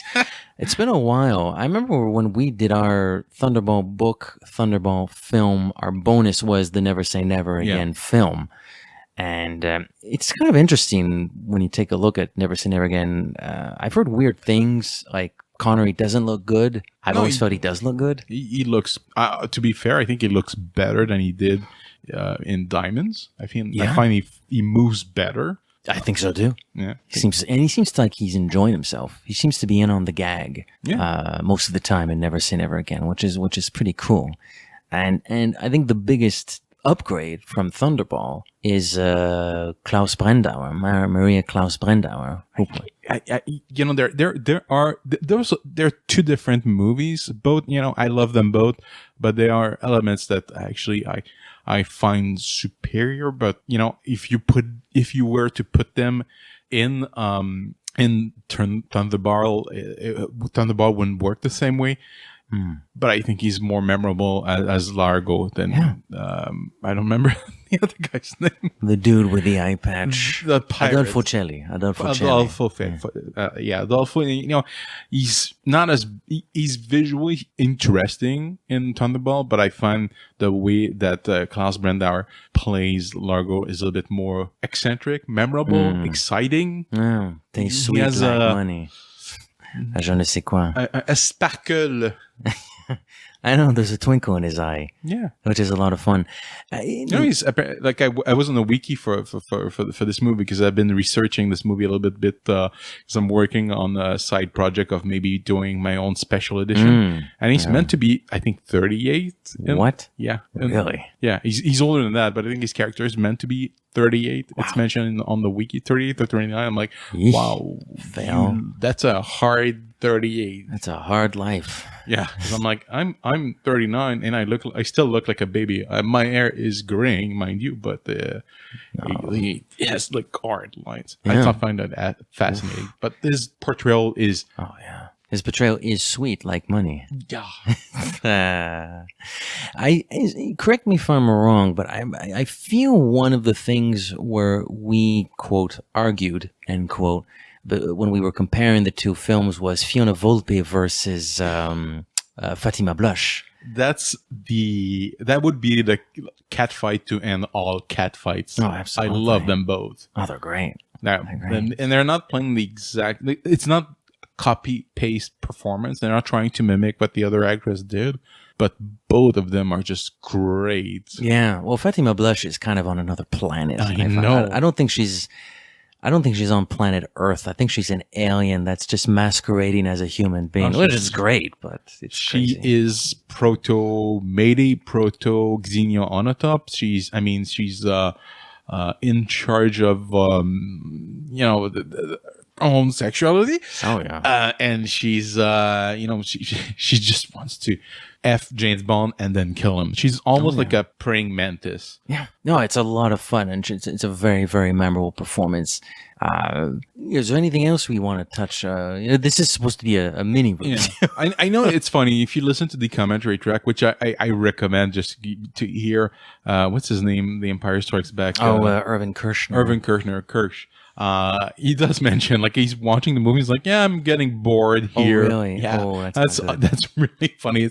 I don't remember around which part, but it's after I was going to call her Vicky Vale. Kim Basinger sort of gets abducted, and they're in the castle, the fortress, and I think he mentions that he's bored. Oh, yeah? Yeah. I'm like, you made the movie, man. You made that movie. Yeah. It's your fault. I've heard weird things about the production history on that one. That was a little bit difficult, let's say. So it took years to make, too. What's his face? Kevin McClory, right? That was very, very difficult. He had one thing, and he tried to milk it his entire life. It's a little bit. I find it sad because he did write, like, he obviously had talent, but he spent most of his entire adult life chasing that dragon. I'm like, dude, you should. Take a chill pill, man. Make a deal with Broccoli and just partner up to make the movies with them, or do something. I mean, be creative. Don't get, I think Orson Welles was reflecting at the end of his life on movie making, and he says, yeah, you know what? I should have stopped at one point because I spent years sort of begging for money, and that's not a life. I should have went into politics or something. And I'm like, when I heard that, I'm like, yeah, at one point you need to, like, go into politics, chase something else. Yeah, I agree. So, it's a jumble of thoughts. Jumble of thoughts, as we are wont to do whenever we send these in. It's nothing. There's no through line. We sort of just spitball, but it's a fun movie. I like it. Do I love it? No, but I do enjoy it, and I always feel a little bit sad when people poo-poo it just because it's the non-official. There's a cut we actually watched together. We did with our friend of the show, personal friend too, who has a copy with a John Barry / David Arnold / Michael Kamen / everyone. That's why I'm they they didn't tweak the film as much as I wish. That's why I'm sort of contemplating doing my own version, because I'm like, there's some colors that, you know, that movie kind of, it's an ugly looking movie. I find at times it's a little bit muddy. The colors are not as vivid. Like I'm trying to color correct it. I'm trying to work some. I've seen a snippet of it. It's good work. In fact, I'm toying with some, and someone and the name Richard something. I found that there's a dude online that made an alternative score to Never Say Never. I haven't listened to it yet, but I know you sent me the link. I haven't listened to it. And I'm like, wow, like, yeah, that's it. I think I'm going to use his work. I was going to try and sort of get bits and pieces of other scores from John Barry that he did around the same time that are not Bond. But you know what? I might actually use this dude's score because it's there. It's just nice. So cool. We'll see if I finish it. I need time. I need a new machine. We'll see. Never Say Never Again, the special edition coming 2025. Probably at the time of 5. Well, basically whenever Bond 26 comes out, at the rate they're doing these. Yeah, something like that. All right, boys, that'll be it from us. I believe this is your last film before graduation, but we'll leave that for another message. So Never Say Never Again. We've been the James Bond Complex. My personal name is Edgar. My personal name is Matt. It is, with 2 T's. With 2 T's. We're on iTunes, Facebook, Twitter, Instagram, Google Play. Are we on Spotify now? Yeah, we are now. I just started using Spotify as my music listening service, and because I was on Google Play, and my brother actually has the subscription, and he offered to add me in his family. I'm like, okay, whatever. And I'll talk about it when we record another. We have people everywhere. Yeah, that's it. Merci beaucoup, guys. À la prochaine. Au revoir. Good thoughts. Ooh. They jumped on one thing that we all kind of agree on, man. That Klaus Brandauer really kind of makes the movie. Does a great Largo. Mm-hmm. Yeah, I agree. I agree with what Pat. Was it Pat? I think it was Pat that said, you might have had the eye patch, but yeah, I mean, you get that eye patch and on this Klaus Brandauer, and you're easily the game winner. But I do appreciate the Bond Complex guys have an overall positive view of this movie, and I like people that have that positive view. No slight on you, Agent R. It's okay to not like it. Yeah, that's right. All opinions are valid. Guys, I think it's time to go in for our junior agents. I think that's one I was waiting for. They're going to be the ones to bring it home. So let's go check in with our junior agents, aka our rusty agents, Jeff and Rick from Jeff and Rick Present. Let's see what's going on. Good evening, agents. This is Rick from the Junior Mission Control Center, also known as Jeff and Rick Presents. I am providing this week's field report on the film Never Say Never Again from the junior agents stationed in the Pacific Northwest. As usual, I surprised my fellow agent, Jeff, during the recording of our regular podcast, Unpacking the Power of Power Pack, with a pop quiz in the middle of our script. His answers are so not prepared. Her bold gambit of dropping a hypothetical on the parental unit seemed to work. The parents openly admit that they would not like it. They equate superpowers to walking around with a loaded weapon, and point out that even when superpowers are used for good, well, it seems like they attract violence. Well, gorsh! Ring! Ring! Saved by the Bell. I never liked that show. And actually, speaking of never, I bet you never thought you would hear me say pop quiz again, hotshot. We're going to set this Wayback Machine to 1983 with the non-Eon production of Never Say Never Again, directed by Irvin Kershner and starring Sean Connery, who famously proclaimed that he would never, ever play James Bond again after saying he would not play it again in 1971. Now, this film was a remake of 1965 Thunderball, which also starred Connery. And so, what are the 5 other movie remakes outside of the Bond franchise? Okay, let's just cover the first topic. I really want to say that I feel like I've been shot at the end of each one of these, but I'm not dead, and I never find any bullet holes. Have you been cloning me? The answer to that is, name me 5 movies that have been remade. Okay, let's see. Parent Trap. Nice. Very nice. I know there's more. Because that was the Haley Mills version and the... Yep. It was Haley Mills and Haley Mills in and who's the Lindsay Lohan. There you go. Yep. Oh gosh, I'm starting to draw absolute blanks at this stage, which is super sad. And this is an easy one. I know it is, and I'm just proving my rustiest of agents creed. It is. No, there's remakes. There's tons. There's so many. Most John Woo films are remakes of John Woo films. Everything Quentin Tarantino does is a whole bunch of movies that's been remade. Freaky Friday, I believe, has been remade. Yeah. There's so many that, how about every new Disney quote unquote live action version of a movie where it's. I'll let you take one of those if you can name one of them. Okay, I'll just say Beauty and the Beast because all right. Walking Tall. Nice, got good remade. One. Yeah. Yep. With the new one with The Rock and the old one with Joe Don Baker. So there's 4. What's a 5th one? Come on, don't get shot. Oh, I'm probably going to get shot anyway. Oh, man. 4, 3. I'm just going to look out and stare at the bunnies for a minute, Rick. All right, let's talk about... I'll give you 3 other ones that actually have people who were in the original and in the remake. Cape Fear, 1962 and 1991. That was a remake? Both Robert Mitchum and Gregory Peck appear in both films. All right, didn't know Planet of the Apes, 1968 and 2001. Oh, yeah. Charlton Heston appeared in both of those. Mm-hmm. And then Sleuth, 1972 and 2007. Michael Caine appears in both of those. Okay. So Scarface and Red Dragon are a couple other ones that I would also put on there too. Red Dragon was a remake of Manhunter. Oh, wow. Okay. So, thank you for playing. Look at your bunny. Look at your bunny. Let me look out the window. Look at all the bunnies. Look at the bunnies. Training, as always, will continue in the field until our junior agents are able to handle any situation. Will we come back? Well, let's not say never. Thanks for accepting our reports. And until next time, junior agents signing out. And that's it for our sentence tonight. That's another fun one from Jeff and Rick. Always appreciated. It's so funny that there's tons of remakes, but when you're put on the spot like that, it is easy to freeze up. Sure. Go to the Disney well, though. That's what I've learned. The Lindsay Lohan well is, you got 2 of those. Yeah, you just keep your azimuth pointed at Lindsay Lohan. You'll get there.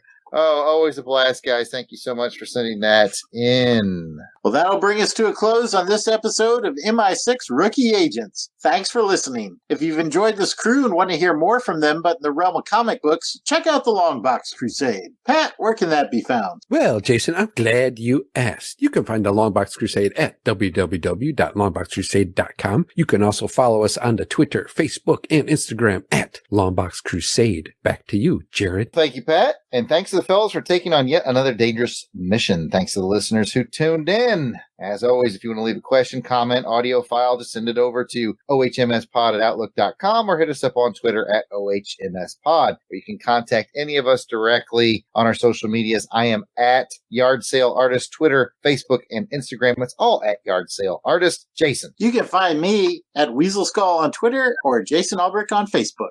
Pat. You can find me on the Twitter at Christatos01. Delvin? You can find me at DEE_RAY1977 on Twitter.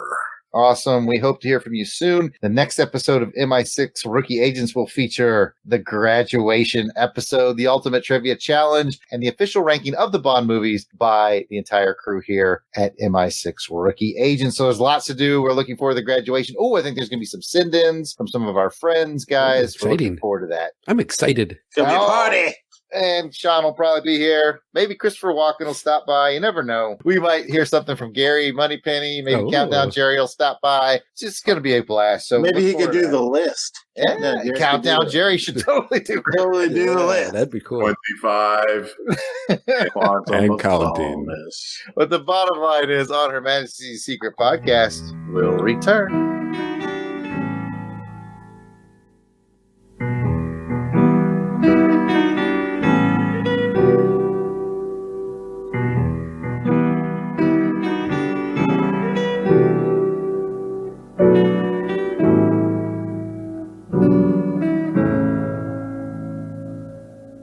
Once when I was with Am in Tokyo, we had an interesting experience. Outtakes.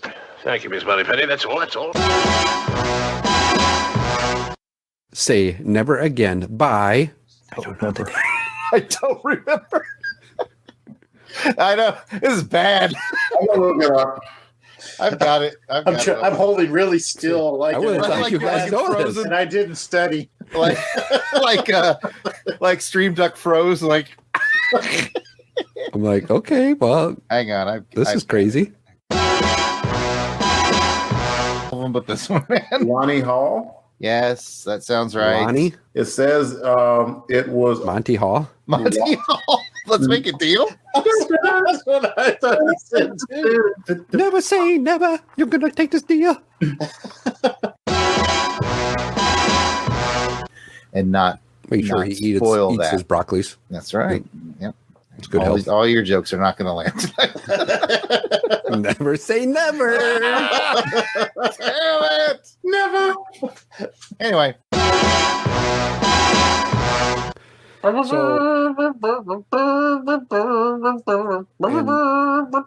Oh, sorry. Go ahead. I honestly don't know what's going on right now. Yes. And this is 1983, so I'm the man Dipper, and I'm here to say Reagan rap. Reagan rap. Tip O'Neill. Tip O'Neill. Push in the George Bush. How the hell do we all remember that? It's because everybody wants to do the same stuff. That was a great rap. I hear your ice, Pat. Well, you're laughing, so I let it go.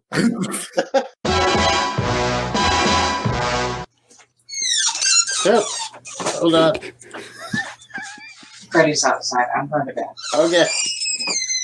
I'm going to get Freddie outside. Freddie's outside. Got it. I want some WD-40 for that door. Thing is loud as fuck. The patented LBC haunted squeaky door, man. And that's a wrap for this episode of Longbox Crusade Elseworlds. I hope you've enjoyed it, and we'll see you around the alternate dimensions in the future.